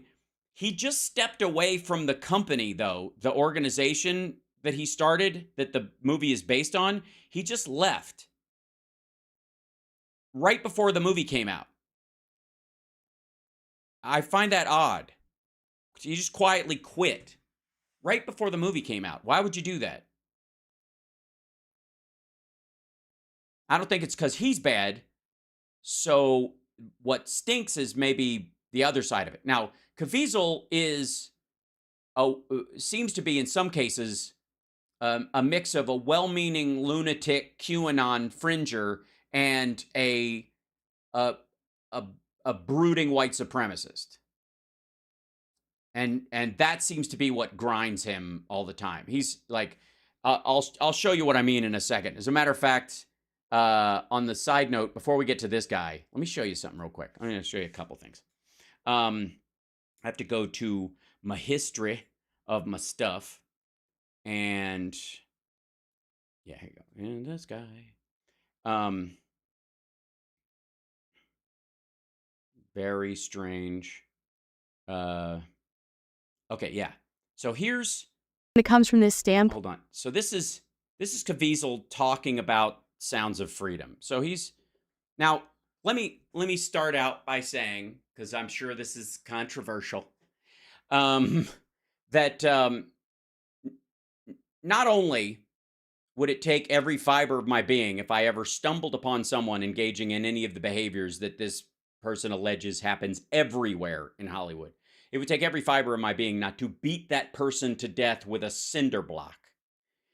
I believe everybody deserves a fair trial and the like, unless I catch them doing something even close to what they're talking about here, red-handed. In which case, I just know there's just no fucking way. There's no way that person leaves the room. Like beating, sexually assaulting a kid, draining their blood, all that kind of stuff. All the stuff that this guy alleges is just like party favors in Hollywood somehow. If I was at a place where that was even alleged in a room upstairs, I'd kick the fucking door in and start chucking people out windows. The reality is that I got news for you. The vast majority of Hollywood is fucking boring. It's work like any other. People get up every day, try to be on set on time, memorize their lines, put props together, get the fucking lighting right and the lens right. And it's a grind. It's great and it's artistically satisfying, but it's not a fucking mystery. Any more than like Wolf of Wall Street is full of like American psychos, or that every deacon of every church is BTK. Like it's fucked up. Anyways, having known people and been in Hollywood for decades and stuff, and granted, this allegedly is something that happens at the quote unquote A-list level. Now, I have had my run-ins with a couple of A-listers in my life, but most of my stuff is pretty blue-collar. I'm a blue-collar actor. I've been mostly in TV and largely cable the entirety of my career. And I'm not downplaying the quality of what I do, believe me. I bring in Oscar-level performances no matter what the fuck I'm doing. I don't waste anybody's time. But I recognize that it ain't that kind of film, right? And what I find curious about it is two things. Yeah, the blood libel aspect of this and the kind of this is what Jews do part of it is the underlying current of this conversation that this asshole seems to have everywhere. But the other part is maybe it's you. Maybe they look at you and your work and your character and your attitude and how you treat people and go, oh, this guy might be a serial killer like me. Yeah. So,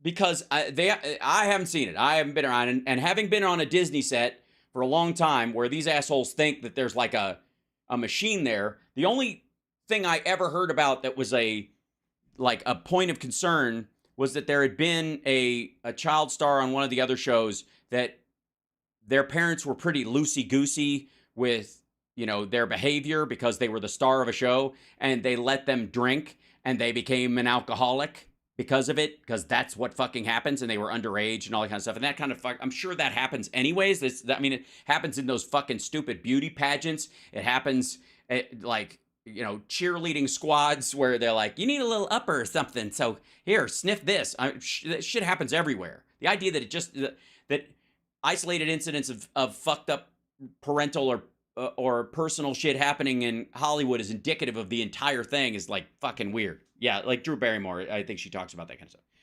Yes, I have a SAG card. Yes, I'm in SAG. I've been a union member in SAG since I was 17 years old. And my, you know, I gotta say, like, my experience as a teenager working in Hollywood around a bunch of people, I remember I auditioned for License to Drive, the Corey Haim Feldman movie, and all that kind of stuff. So I was like for a couple weeks around everybody, and I had a couple of them in an acting class I took temporarily, like those kind of folks, and it was just like, just fucking normal. Just everybody's just too busy striving, and I also remember.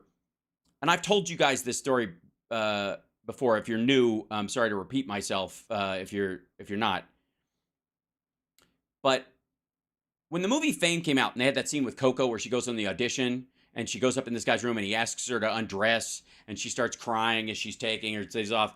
And I remember seeing that movie and going, "Get the fuck out of there! What's wrong with you? You don't need that job. That's not a job. That guy's fucking. You don't have to do that. What the shit?"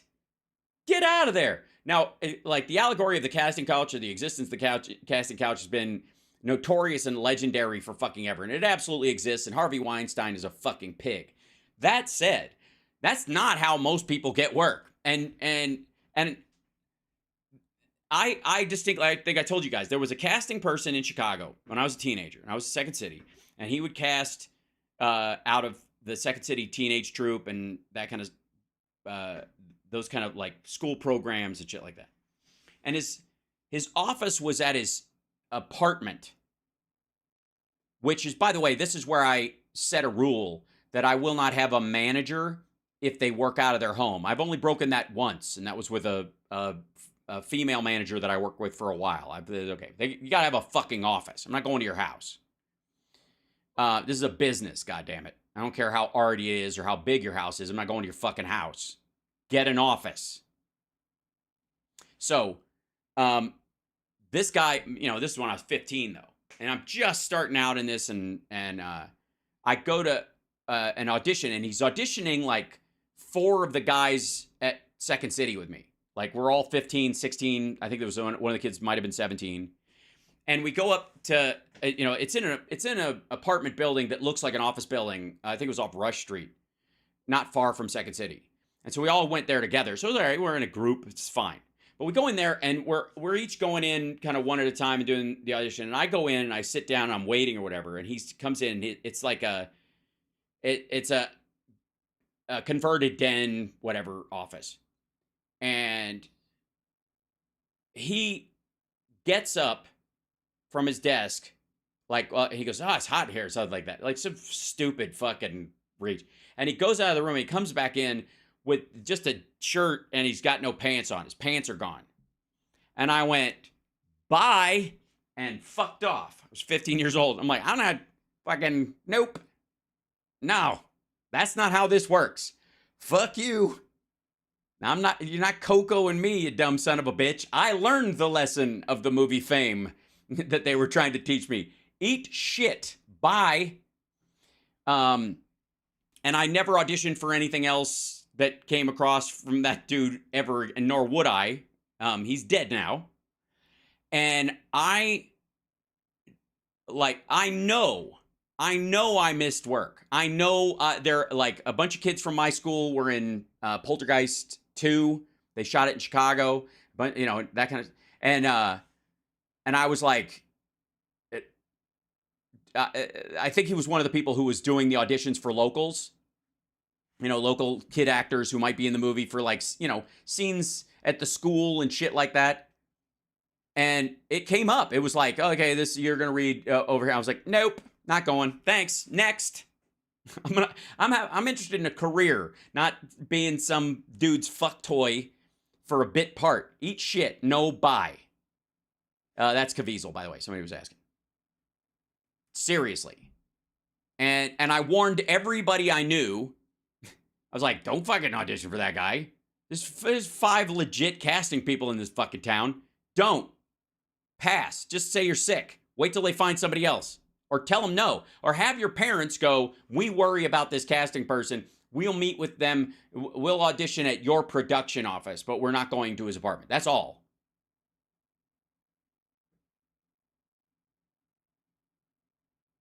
Anyways, that was the only time that happened to me, you know, over the course of it. And believe me, there were a couple of times that were like near misses, where it was obvious that one of the men at a dinner party I was invited to as a young actor, blah, blah, blah, was interested in me.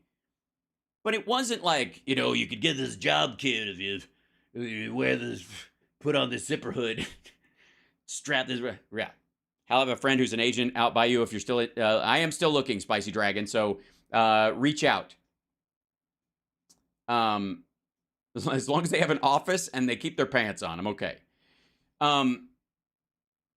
But, you know, even in those moments, now I have to admit, this is maybe TMI, but I missed passes by women I was attracted to when I was that age. So it's not surprising that some of the come-ons that might have been coming my way from other folks, you know, from, you know, older men or men in the business or whatever, might have gone over my head and I just missed it. That's entirely possible. However, there were a couple of them where I was like, all right, dude. Okay. All right. Fuck off. No. So, anyways, yes, an Arnold interest full. That helps. So, I was aware that, you know, some of that came up, but it wasn't because, oh my God, there's an underground of fucking lizard people who are going to drink my blood and they do all this other stuff and whatever. Like, whether it's the Catholic Church or the Boy Scouts and Cub Scouts or what have you, pedophiles and people like that will gravitate towards area where they have access. That's what they're looking for. They're looking for the weak spots in it, right? They're looking for a window into, you know, the wolf wants a way into where the herd is. That doesn't mean all the sheepdogs around are wolves too. As a matter of fact, they're helping run off the wolves a lot of the time. So I take issue with this idea that the reason this asshole thinks he's not more successful is because the A-list is full of, you know, blood-drinking pedophiles, and but for them, he'd be a huge star. And people are coming up to me all the time offering to take me to parties where they're going to drink the blood of children. Maybe it's your fucking face, dude. Maybe, did it ever occur to you that, like, maybe just, like, cannibals and fuck monsters just see you and go, he looks like one of us? Because they sure as shit don't think that of me or any of my friends. And the other thing, the other part, Yes, he's really saying this shit. The other part is, and he'll talk about some of this at the beginning. The other part is the illusion. Well, let me show you what he says here first, and then we'll because we'll get too far into it. This is him talking about Sound of Freedom, where he plays this guy who started this organization to save kids from child trafficking. And by the way, good on that guy. And anybody he catches, I commend him for not fucking beating their head in with a cement block. I don't know how he could not. To talk about Sound of Freedom. And we know that both of you are very frequently depicted in movies that affect change. They're not just entertainment. Can you tell us, Jim, what do you want this movie, how do you want it to affect our culture? Our culture. All right. Let's start with my own children. My wife and I adopted 3 children from China, and became very well aware of the dangers that children go through globally, even through the orphanage program. What do you mean? The danger of being placed with lunatics? All right, I'm kidding. Again, the fact that this guy has 3 adopted children from China, kudos. Nobody out. I'm guessing most of them are girls because they don't adopt out the boys. We'll start there. Next step is this man called me up, said, do you want to do something that really can light things up? That can really light things up. Now I'm going to go back to the Passion of the Christ. I saw what that did to this world globally. And it was a very difficult film. And obviously, we took a lot of fluff putting that thing out. But it did a great amount of good. And it went against the media's narrative. This one is also part of that. Well, okay. Passion of the Christ, the big controversy around that was that the group of the Zachary Jews that were like, believed Jesus was a fraud and claiming to be the Messiah, and like many other people who had claimed to be Messiah before, called for his death. And some of them regretted it later. And they just take out the part of the regret. Basically, the Jews are hand rubbing about his death. All right, that's the whole thing. And meanwhile, he looks like Jim Caviezel. He doesn't look like Osama bin Laden, or a little closer to what he would actually look like. Because it's going against what's going down at the border. It's going against what's going down at the border. This is a movie about child sex trafficking, and he thinks that's primarily what's going on at the border. Not people coming across the border trying to get a fucking job, not women and children fleeing that kind of shit.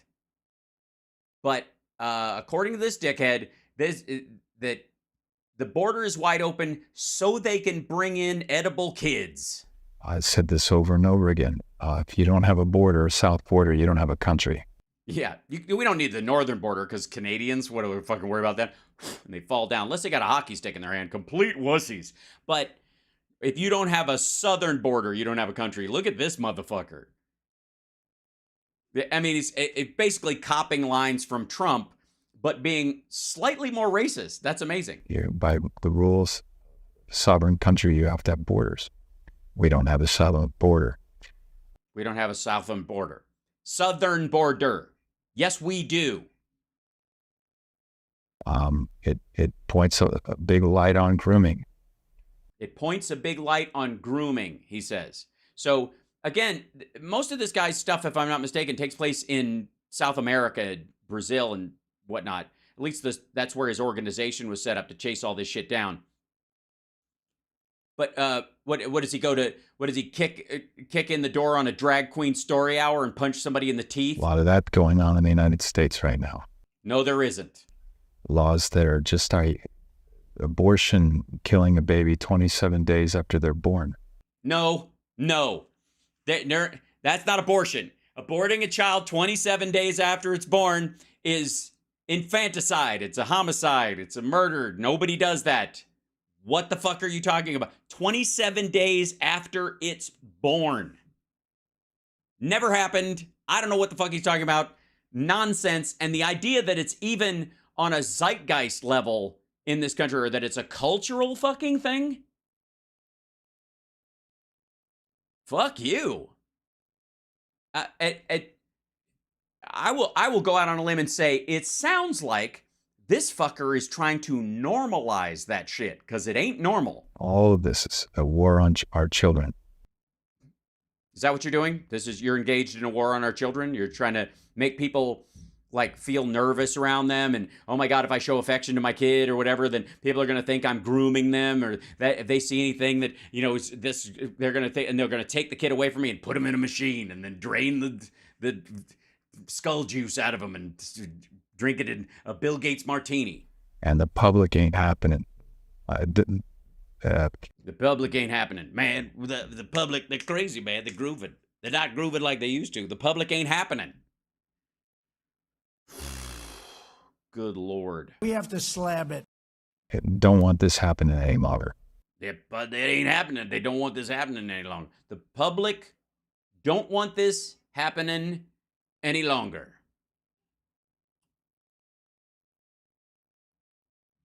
And so all of that, when we came to Washington, many of them asked me, well, what can I do for you? Once we were done talking, I said, we want to help you. We want to give you a weapon, and this is what it is. And also, people are like, people saw the movie. Like, how can we contribute to this organization so we can stop child sex trafficking? And he's like, we want you to show our movie everywhere. He's fucking promoting it. Don't think for a second, we want to give you a weapon. The organization already fucking exists. These people were like, I would like to make a donation so that I can help stop child sex trafficking. And he's like, no. We'd rather you take our movie and just show it in your churches and other places, or buy tickets for your friends. Because one of the things is that this organization and people who are associated with it have been buying the theaters out, and there's empty rows. They're just buying the tickets to drive up the thing. Is like, it's a messaging campaign, because it's cheaper to buy the seats in a bunch of theaters than it is to buy ads. So now we have guys like Elon Musk that are coming in and helping us out. Ivanka Trump just tweeted the other day, and this is growing. It's a big, big movement, and it really is fighting for the survival of our country, our republic, especially for our children. Okay, look, there is no takeover of our government by child-eating pedophile cabalists. The old dude in the White House trying to get getting infrastructure passed and trying to keep unemployment down and dealing with Ukraine and all that kind of shit. This is not like our society is starting to accept the murder and sexual assault of children, and therefore we've got to turn this around. What the fuck are you talking about? And as a matter of fact, the only person that's been anywhere near the White House who has openly talked about sexualizing children is Donald fucking Trump. If she wasn't my daughter, I'd be dating her right now. I hope when she's born, she gets what Marla's got. That's the only president we've had where I think the last time we've had, even Clinton's affair was with a goddamn adult. And it wasn't even like she was, like, he picked some lollipop model-looking girl. She's straight up Americana. That God's children are no longer for sale. They never were. The fuck are you talking about? God's children are no longer for sale. Thanks for drawing that line, dickhead. Seriously, like, this is a serious issue. When this happens, it's fucking awful. And here again, I personally believe that, like I said, I'm not for the death penalty. Not because some people don't deserve it, but because if you're ever mistaken, you can't reverse it. That's all. That's the only reason. I'm like, yes, that person should be killed. They are fucking awful. However, what if we're wrong about anybody? Right?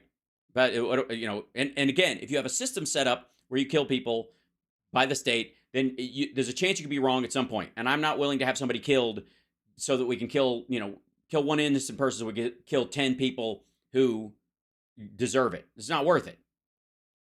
Lock them up, throw away the key. I give a fuck. But when you're talking about capital crimes, what qualifies is like, sexual assault of children is equal to murder in my estimation. It's as bad. You are destroying a life.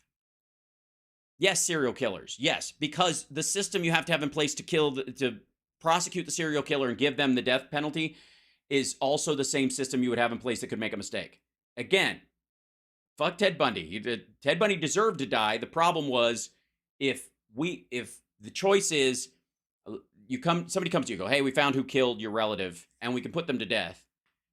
But there's a chance, because nobody's perfect, that if we get it wrong, we kill another innocent person. Your child, your relative is innocent, and this person turns out to be too. We can't, undo it. And because we have this, I'm very angry. Am I? I'm aggravated. Just disgusted, really. So that's what I'm saying. That's my point, is that the system itself can't be perfect, and therefore better to err on the side of safety. Let these people rot in jail. So, and that's why I don't want the death penalty. Not because they don't deserve it, but because I don't want anybody who didn't deserve it to accidentally get it. Period. That's it. But again, I'm not against it because I think, killing someone is wrong in the abstract in that situation. It's not at all. And I equate, in my own moral view, child sex crimes with murder and other violent assault that ends in death. I think it's the same thing. You attack a child that young, you kill their life on so many fronts. So fuck them. Fuck that person. They deserve. If you're talking about whether it's a capital crime, it is. I just think put them in jail forever. Ever. Again, if you're wrong, you let them out later. But that's on 1-to-1. Again, this is not about the legal system. This is the whole cinder block thing is me walking into a room when it's happening. That's different. Stumbling on a situation and being a part of the exchange where it occurs and discovering someone doing something that awful, that's different than I wasn't there, I didn't see, but there's a trial. You understand? Innocent until proven guilty. That's the thing. All right. Now, am I weird because I'm for chemical castration? No, I mean, it's a logical middle position. The problem is you only chemically castrate someone because you're going to let them out into society. I don't think that applies to child predators. I don't think they should be out in society. Even if you chemically castrated them, I don't think that's... No. So anyways, point I'm trying to make is the idea that this guy plays so loosely with something that is so fucking serious and awful and it's just like harumphing his way through it. Well, this is what America's like now. Shut the fuck up. And not every project is successful when it takes this, when it comes from this standpoint that you're coming from, that God has a say in what's going on and that matters. Why? I'm sorry. God wanted these children attacked? Is that the point of the film? Fuck it. I'm not going. I was maybe going to see it, but no, you're weird. So, needless to say, that turns into another Caviezel thing anyways, but he just kind of, they talk to the other guy and then they go back and forth about it.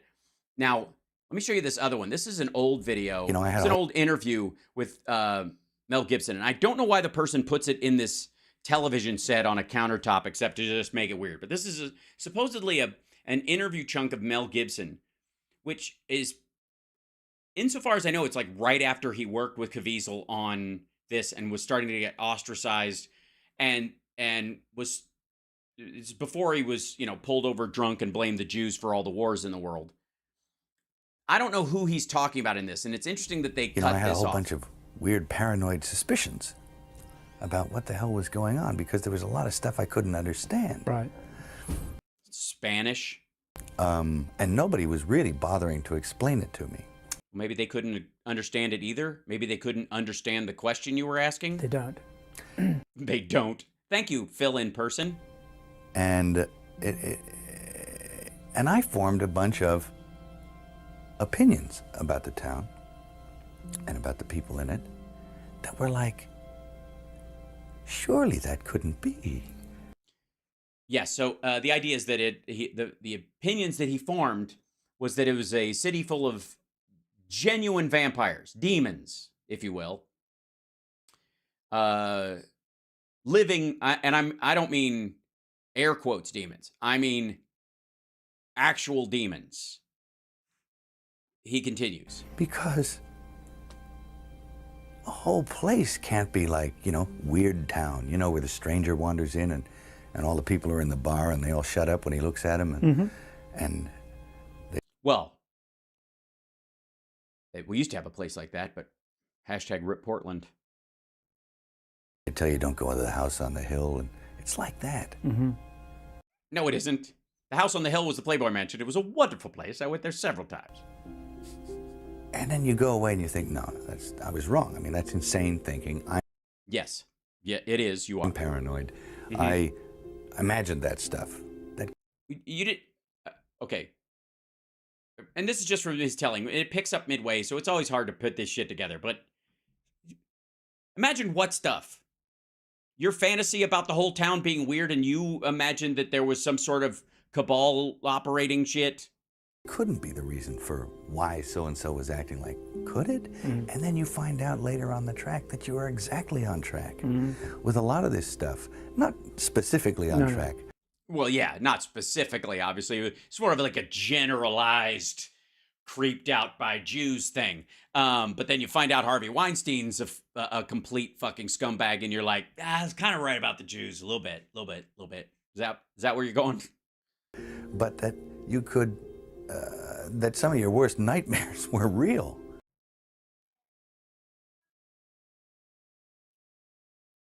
Yeah, I've had some pretty bad nightmares in my life. This is the worst you can come up with. It's pretty baseline, pretty human. At the time, and you think, no, he came to see me on a rooftop in New York. Okay, I don't know who he's talking about. Maybe it's in the description. Is it? I'm talking about, yeah, it just says, Mel Gibson talks about some of his dark experiences with Hollywood in 1998, exposes Hollywood in 1998. That's all it says. All right. Who he is, I'm just going to go with Kevin Spacey or Harvey Weinstein or Jim Caviezel. Let's just say it's Jim Caviezel. I said, hey, can I talk to you? And he said, sure. Yeah. And he said, hey, Jim Caviezel, can I talk to you? And he said, sure. He floated in sideways.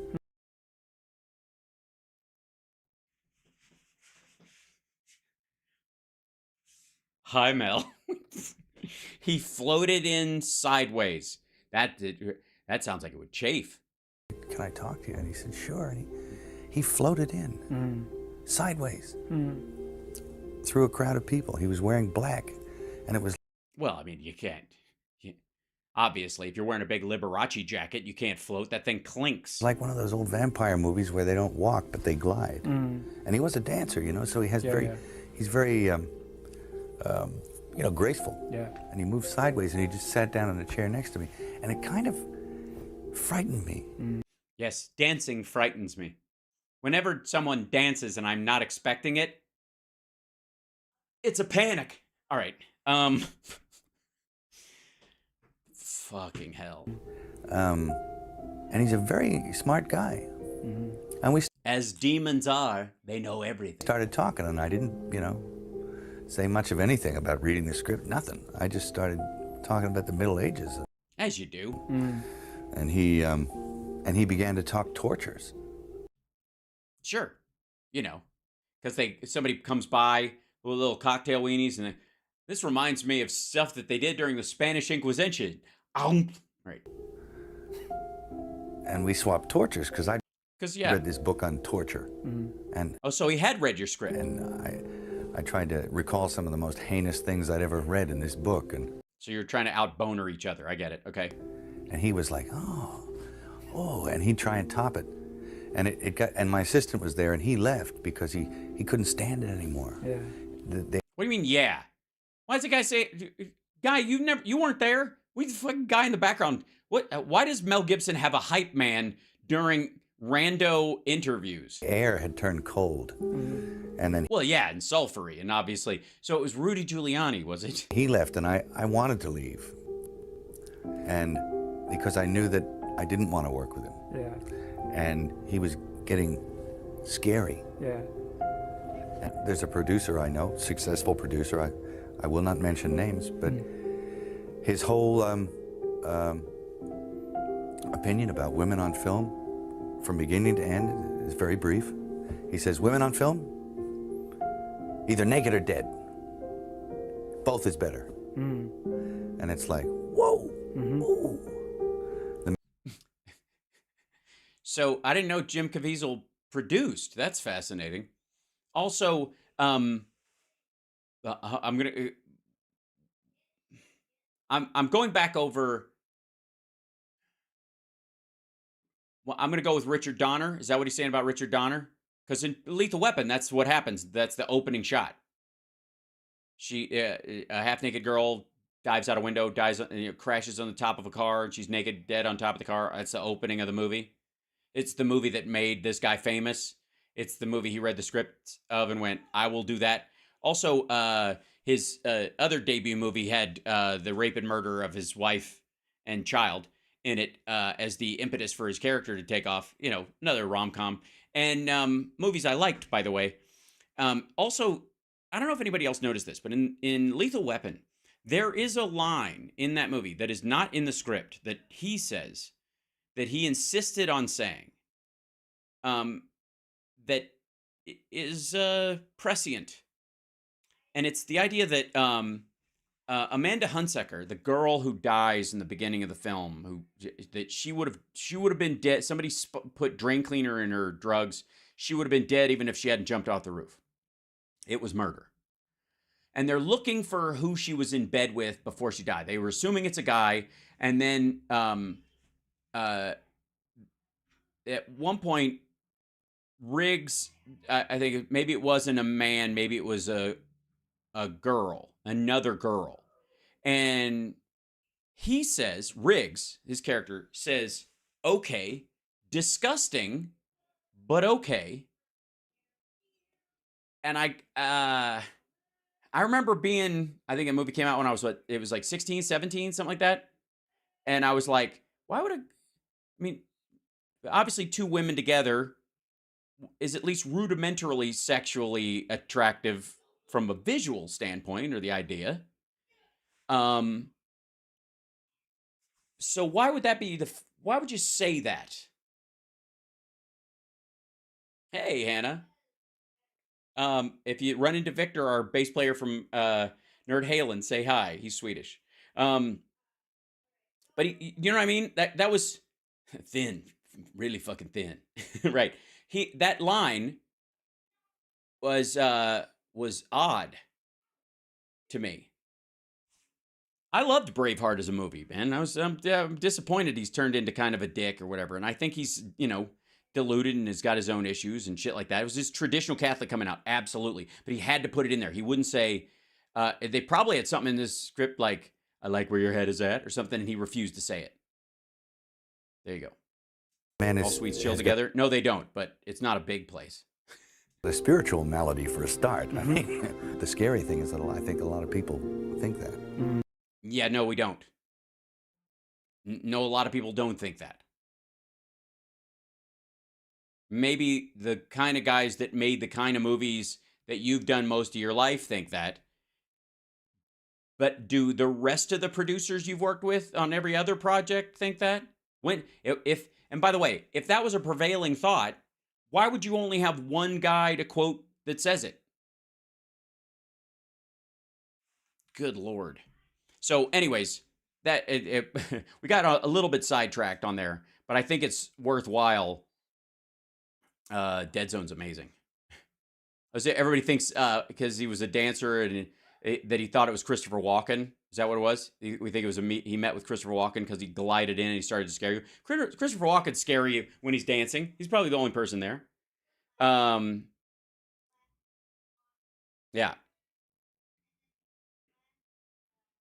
Let's see. Rich and Famous are out of touch. Yeah, I mean, yeah. I don't know that that's the case. It depends on why they're rich and famous, right? Let's see. Unrelated. Sorry. Say unrelated. What other actors still have viable careers went crazy as Mel did? Well, I mean, Gary Busey still works a lot, right? But he had a head injury, so that's different. Gotta love walking. Yeah, he's fantastic. I'll tell you what God did for me. Yeah, well, Woods doesn't work that much anymore. James Woods doesn't work anymore. And he thinks it's because of his politics. The irony is that he only plays one character, and that character has fallen out of favor with audiences. And he won't play the cheap ones. He won't play the bad guys that are just assholes that are broomed early. He refuses to do that, I guess, because the paycheck isn't there. So, yeah. Yeah, he's a one-trick pony. And it's fine if some one-trick ponies are fantastic. That one trick is enough, man. You're just glad to see it. And, there's that De Niro style, It's a little bit of variation, but most of the time you're going to see him do him, right? Philip Seymour Hoffman went off a bit before he was dead, but that was drugs. He was addicted. Kurt Russell's okay. He's fine. He's just got to stick up his ass. It's different. It's very different. Anyway, so let's go back to this thing because I'm going to run out of time. Hold on one second.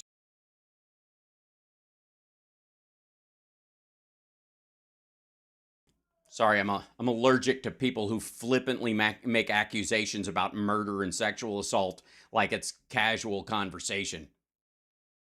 Jesus.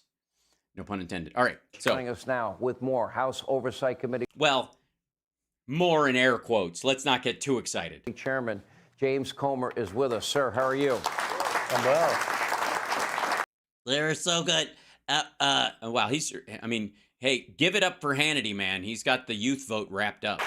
Well, I would imagine it falls under the purview of the House Government Reform and Oversight Committee to look into, okay, how did the cocaine get there? What about the two previous instances of drugs in the White House?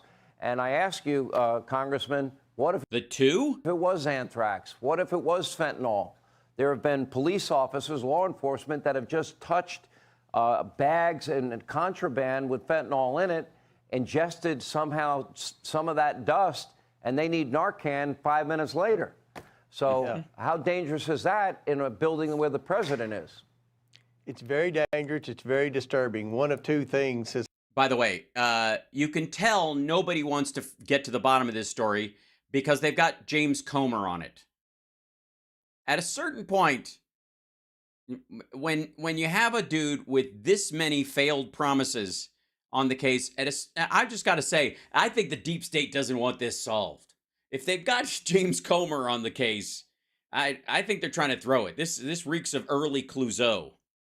Happened here. Either number one, the Secret Service is lying to us and they're covering for someone, or number two, they're incompetent, because this is supposed to be the most secure dwelling in America. And for the Secret Service to admit to the world that not only. Yeah, but the problem is the people that go through are assumed to have clearance past a certain point.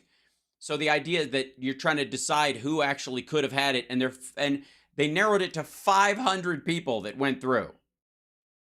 Can they not figure out who dropped off a white powdery substance in one of three locations in the White House? That, remember, that story's changed 3 times. No, it hasn't. Where the cocaine was actually found, but also that there have been 2 other instances where illegal drugs were found. Illegal drug, weed apparently, on the premise in the White House. This is unacceptable. Well, then stop letting Marjorie Taylor Greene bring tours through the White House. And why won't she take a drug test? She will not submit to a drug test. She did not volunteer to. She said everybody else should get one. I just found that hinky. We spend a lot of money, a lot of tax dollars to make sure that we have the best Secret Service that money can buy, but yet they can't determine who brings illegal substances into the White House. I think. Well, they can't create evidence where there is none. And if it's a clean baggie, or it's got multiple fingerprints on it because there was a bunch of stuff in something and multiple people had reached in to get their stuff out, and it was a group of folks that all, like, it was in with their personal things that had fallen out of somebody's bag that got turned over and blah, blah, and 9 or 10 people had touched stuff that was in that bag or whatever, and it was just inconclusive. That in and of itself doesn't get you any closer to who actually had it. I think that's very disturbing.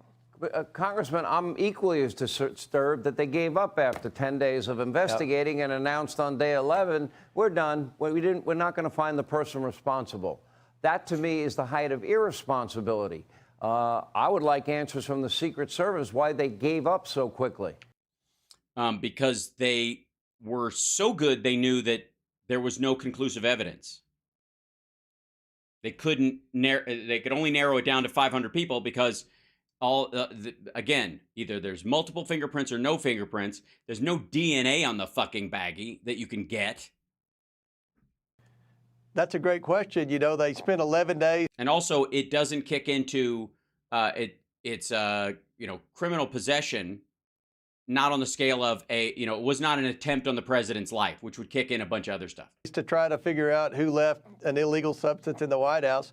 But I'm going to go with Kevin McCarthy. He was just over there. They've been spending over 5 years investigating the Bidens for all their money laundering, all their racketeering, all their... 5 years? Why did that start in the middle of... Why did it start when Trump was president? That's odd. Tax evasion, and according to U.S. Attorney Weiss, they're still investigating the president and his son for bribery and for potential wrongdoing. So it makes... You are? What do you mean they? What the fuck are you talking about they? Makes no sense. You know, the Secret Service hadn't really received a black eye like the Department of Justice or the FBI, but unfortunately today, this is another name on the list of agencies that have run amok. Yeah. So Comer's saying that the Secret Service is just throwing the investigation. They're not being honest about what information that they do have. And of course, probably, honest to God, it probably belonged to them at this point, right? They're probably selling it. The Secret Service is probably selling cocaine to people who visit the White House. That's the argument now, right? Again, either they're not being truthful with the House Oversight Committee or they're incompetent by not being able to determine who left this substance. It's hard for me to believe in reality that our technology at the FBI couldn't identify some DNA on this bag of cocaine. Where the fuck do you think they were carrying it, stupid?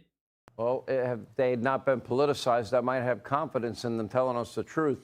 You have made a lot of progress in your investigation into the Biden family. No, you haven't. And the foreign business dealings of the Biden family.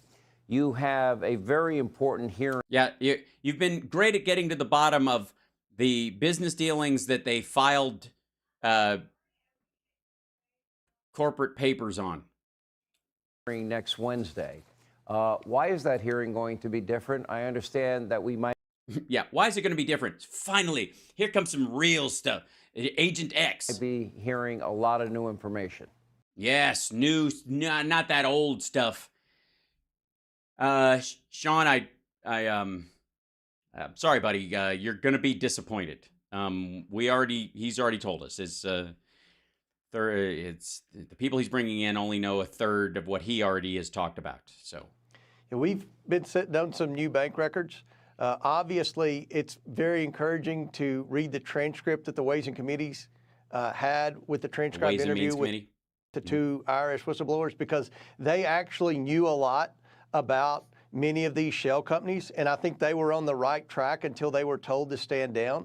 So the American people are going to get to watch live both whistleblowers, including whistleblower X, who's never revealed his identity.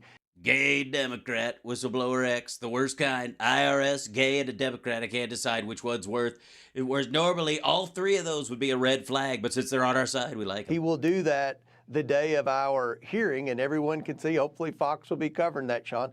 And we have specific... They'll watch C-SPAN and grab clips. Substantive questions about many of these wires, about many of these shell companies, about potential money laundering, about potential racketeering. Potential. Potential's a big word. I mean, it's been years. You're still with potential. All right. And I believe that these two witnesses are going to be able to answer those questions. So many... You don't know? You've read their transcripts, and you don't know. You're going to ask them questions live in a committee hearing that you don't know the answer. They're your witnesses, and you're going to ask them questions, and they're going to be cross-examined. You're going to ask them questions that you don't know whether they're going to be whether their answers are true or correct. Anytime, Sean, you have these congressional hearings, and you know they're all hat no cattle. You don't really learn anything new, and they're not. Yeah, well, don't toot your own horn. Substantive. This should be a very substantive, informative. I agree, it should. It's not going to be, but it should. Hearing for the American people, and this is going to be the first time the American people actually hear credible witnesses. Really? So you're admitting that your witnesses so far not credible? Okay, cool. Say under oath exactly what crimes have been committed by the Biden family. Okay, this is it. Well, that's it. I mean, I'm sold. I'll be there. Come on now. Bring it. We're going to, under oath, they're going to tell us the crimes. Sean, this is, he's been playing footsie, Sean, but he's ready to fuck. This is the big one. Do you have standing to go before the judge? They have this plea deal, no jail time for Hunter. Do you have standing to go to this judge and request that that this deal not be agreed to by the judge because of new information and new evidence has been forthcoming? We have to go through the Department of Justice, unfortunately, for things like granting immunity. Yeah, right.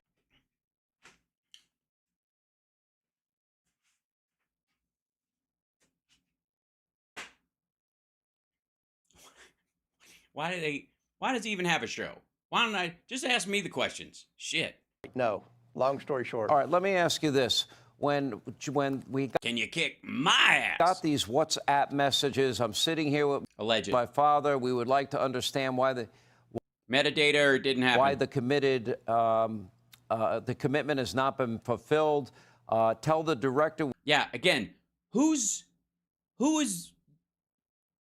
blackmailing who in this situation? This sounds backwards. I have to say, like, I honestly think that if this WhatsApp message was supposedly the Jong name was switched to Biden and the other guy was saying all this stuff to Hunter Biden and said, I don't care if your old man's sitting right next to you, I'm going to bring to bear on the two of you, what the fuck, blah, blah. That would sound more sketchy than him trying to start a business deal and going, wait a minute, this fucking stuff's falling through, fuck you. We'd like to resolve it now before it gets out of hand, and now means tonight. And Z, if I get a call or a text from anyone involved in this other than you, Zhang, or the chairman, I will make certain that that between the man sitting next to me, his father, Joe, and every person he knows, and my ability to forever hold a grudge, that you will regret not following my direction. Yeah, I got to say, that doesn't sound like somebody over a barrel.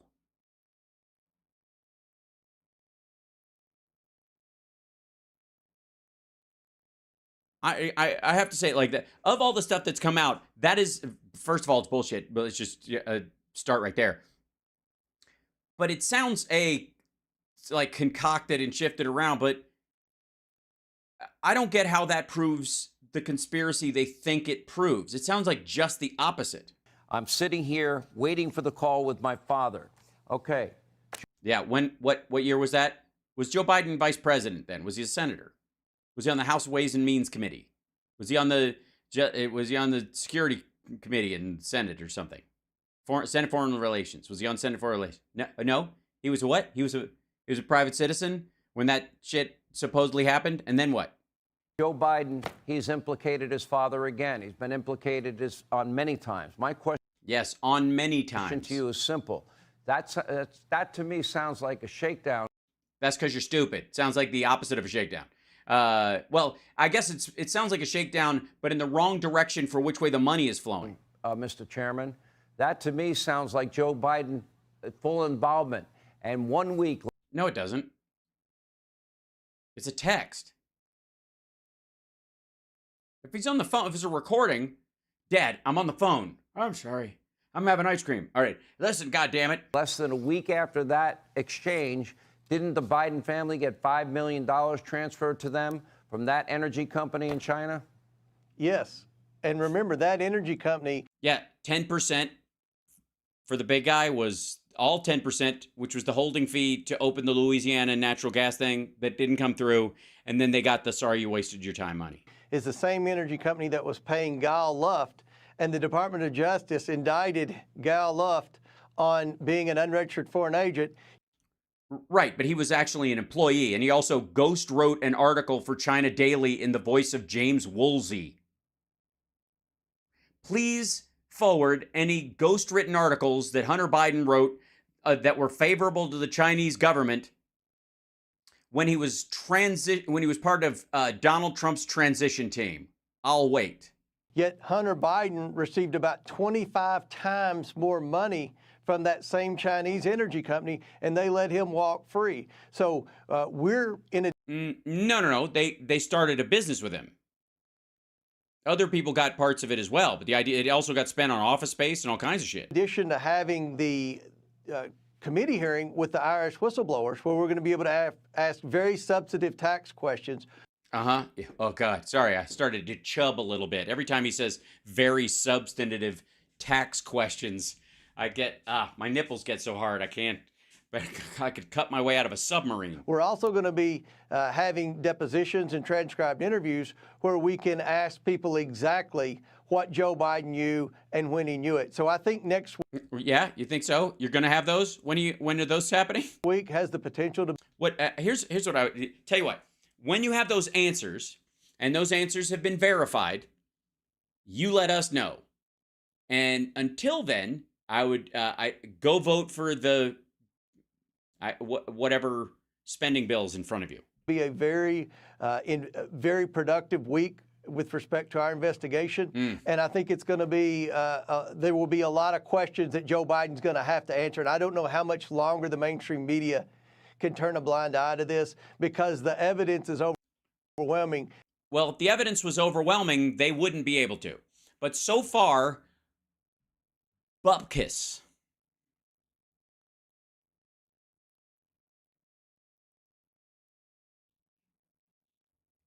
This is getting tedious. That many crimes were committed. Like what? Hey, rattle them off. And obviously, Joe Biden had to be front and center in this. Okay, first of all, if Joe Biden isn't front and center, they aren't crimes.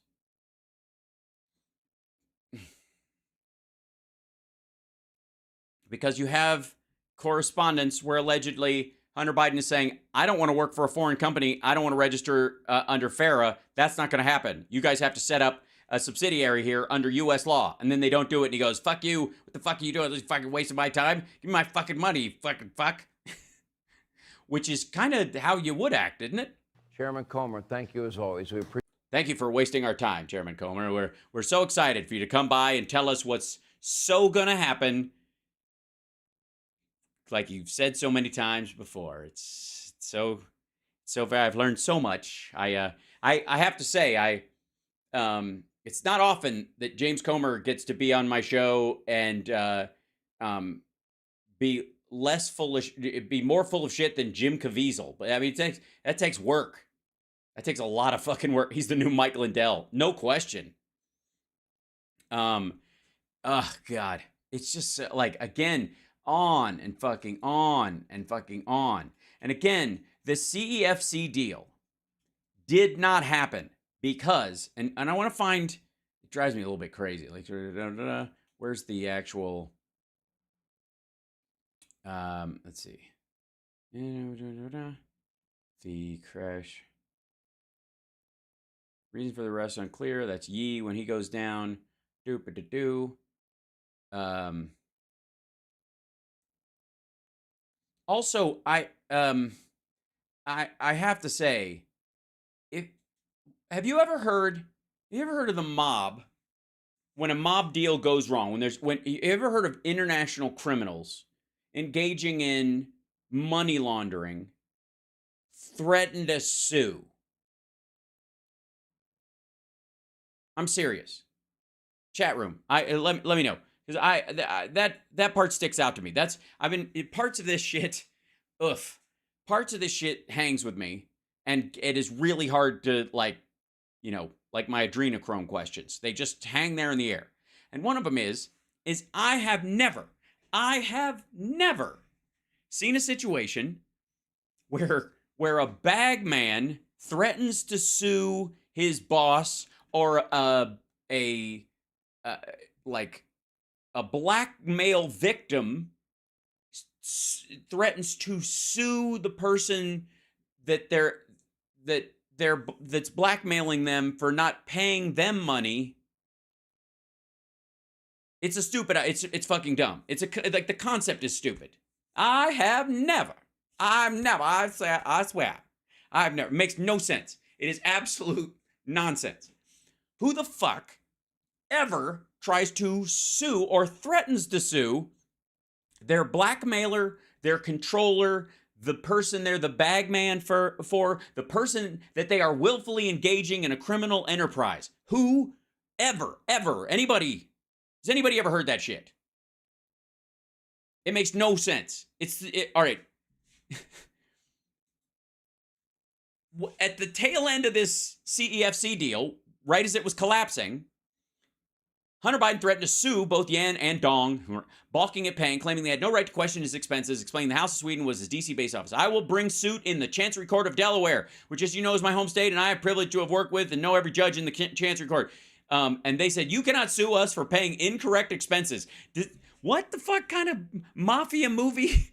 What? This is the worst, most boring mafia movie ever. I swear, it's like they made The Untouchables with none of the gunfights.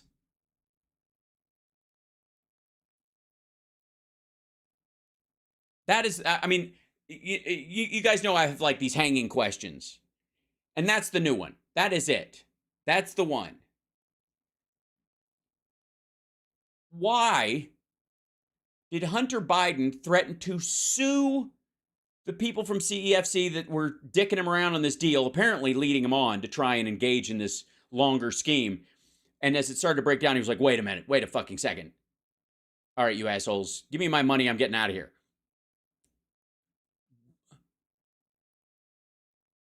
Why would he threaten to sue them if he was engaged in a criminal activity? Honest to God, like, I don't care how fucked up Delaware, like the idea that it's Delaware is like New Jersey during Prohibition or something is just dumb. Does the Pac-Man have Venmo? I don't. Do we have any maggots in the audience that can explain this to me? Don't bagmen and mafia people and international criminals like snuff people or push them out of fucking windows or off of yachts and shit like that? The shit? Explain that to me. Anybody? Does anybody? Because I'm completely confused. That part is going to be like, if Hunter Biden was engaged in criminal activity with CEFC, why did he threaten to sue them? Nobody is that bad a criminal. No one. Especially somebody who knows drug dealers. Nobody's that cracked out.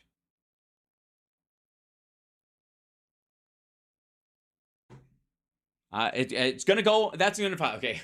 If Hunter Biden was engaged in a criminal activity that involved his father, that was part of a giant spiderweb, why did he threaten to sue in an American court? What the hell are you talking about?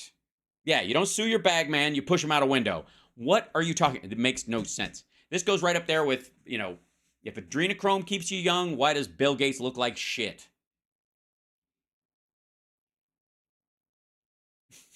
Oh God, I have radio in the morning, and I'm not gonna get any sleep. I'm gonna lay in bed, staring at the fucking ceiling, going, what?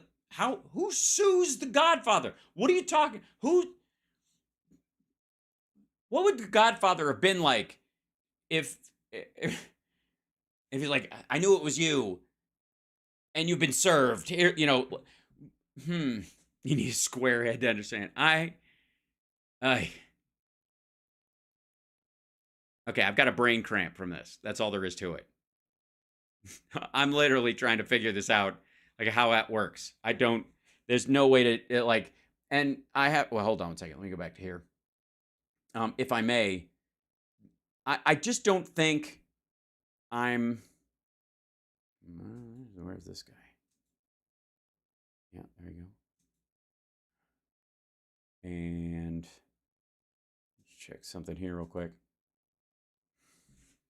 There's a. This good? No. This one right here. I think we have to ask somebody who might have some better idea, who can think about this stuff. Hey man, I got an idea or two. Let me tell you something, okay? Simmer down. Settle in, everybody. I think I got this figured out. Now, normally in a criminal enterprise, let's just say for the sake of argument, you've got a tiny waist and you need some cigarettes, and you're in the cell block, and your personal boundary standards have dropped to an all-time low, and all you need is some cigarettes and a couple of straws from the lunchroom to make yourself a makeshift spoon so you can get the living shit out of there, right? So you'd engage in some kind of a trade. You go, okay, I got my escape plan. I got my shiv spoon. It's a sort of a spork, actually. I made a spork so I could use it at the lunch table and to dig myself free. Kind of Papillon meets KFC.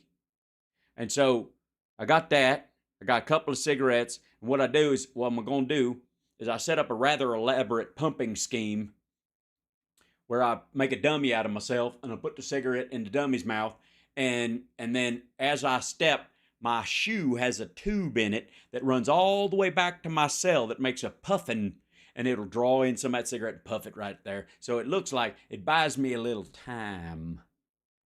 Understand? So, I mean, in that situation, where everything's got to be firing on all cylinders, you got your plan, you ready to Shawshank the shit out of there, right?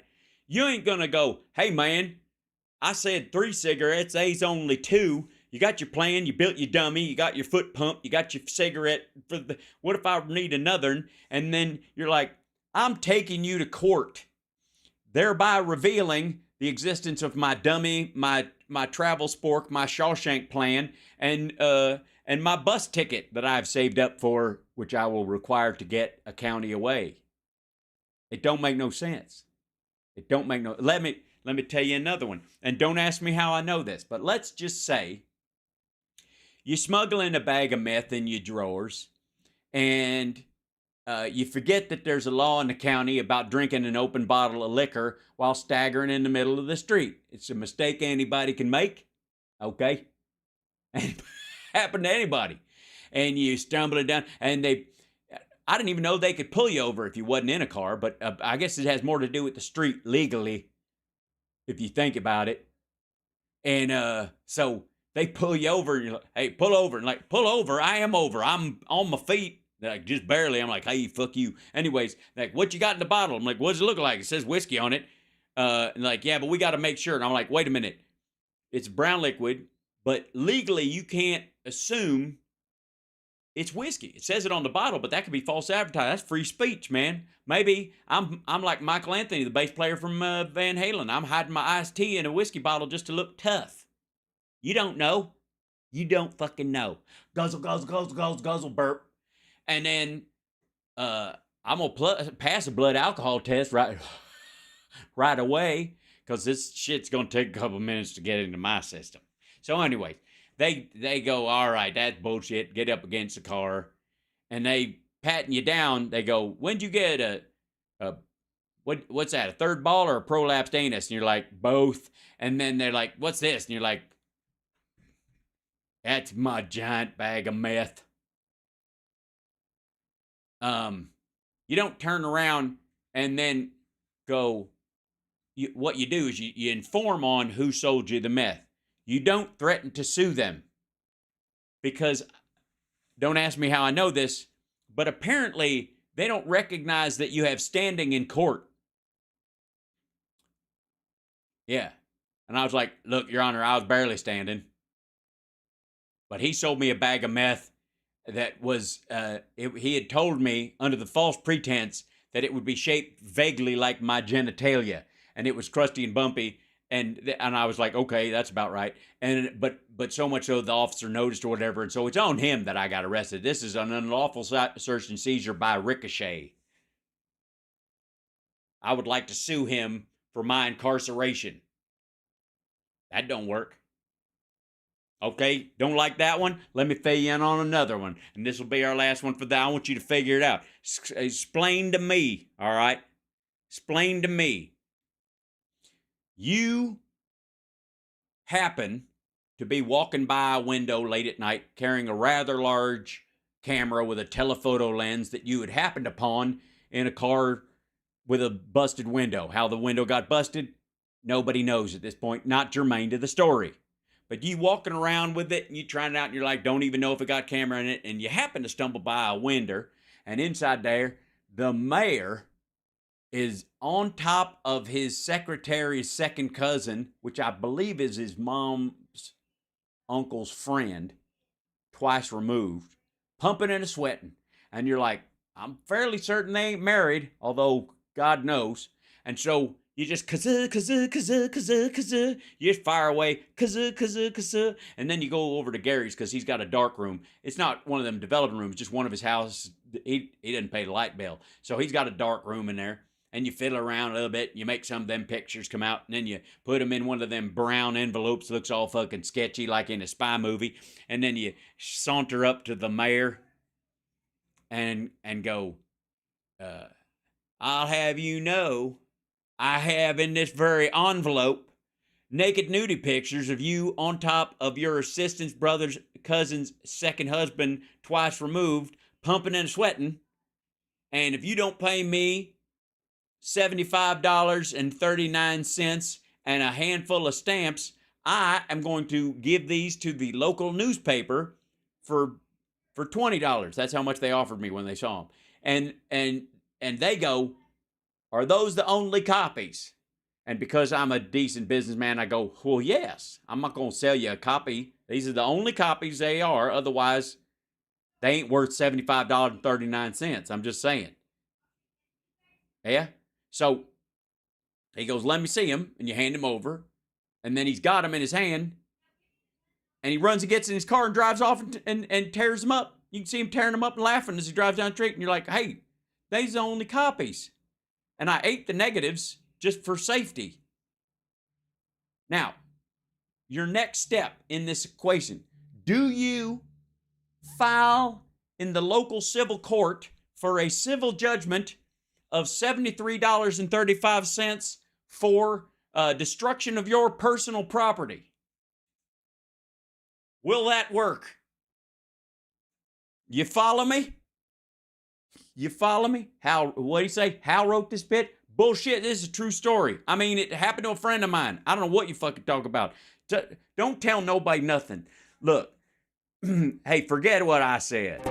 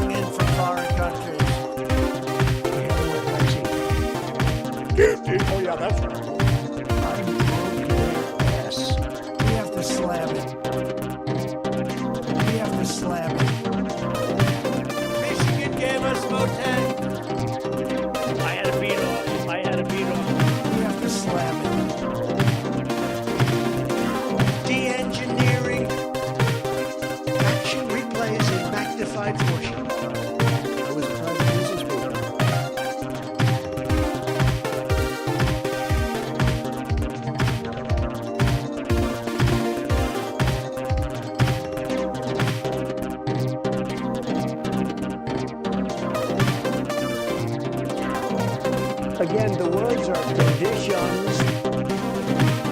We're going to be appointing very pro-foreigners. Who wants people coming in from foreign countries? The past wasn't that long ago.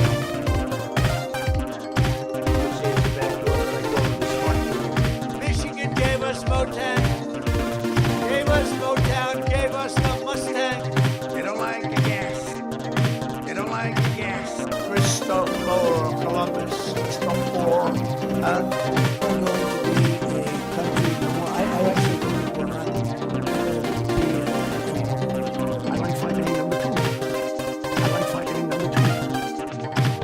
Who wants people coming in from foreign countries?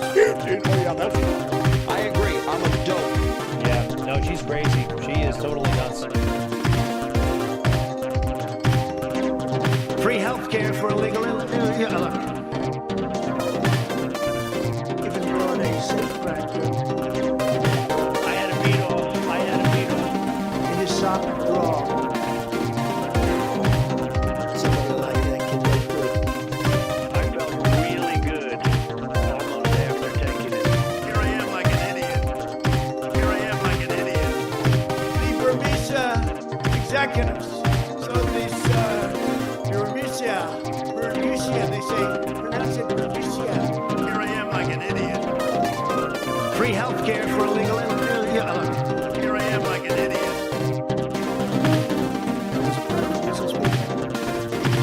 I've been involved in the two greatest scams in American history. Here I am like an idiot. Dumps. They call them dumps. Big, massive dumps. Where's there? Like big, yeah. What? Here I am like an idiot. It's the back door, but I call it the smart door. I don't read, obviously. Winston Churchill stood on the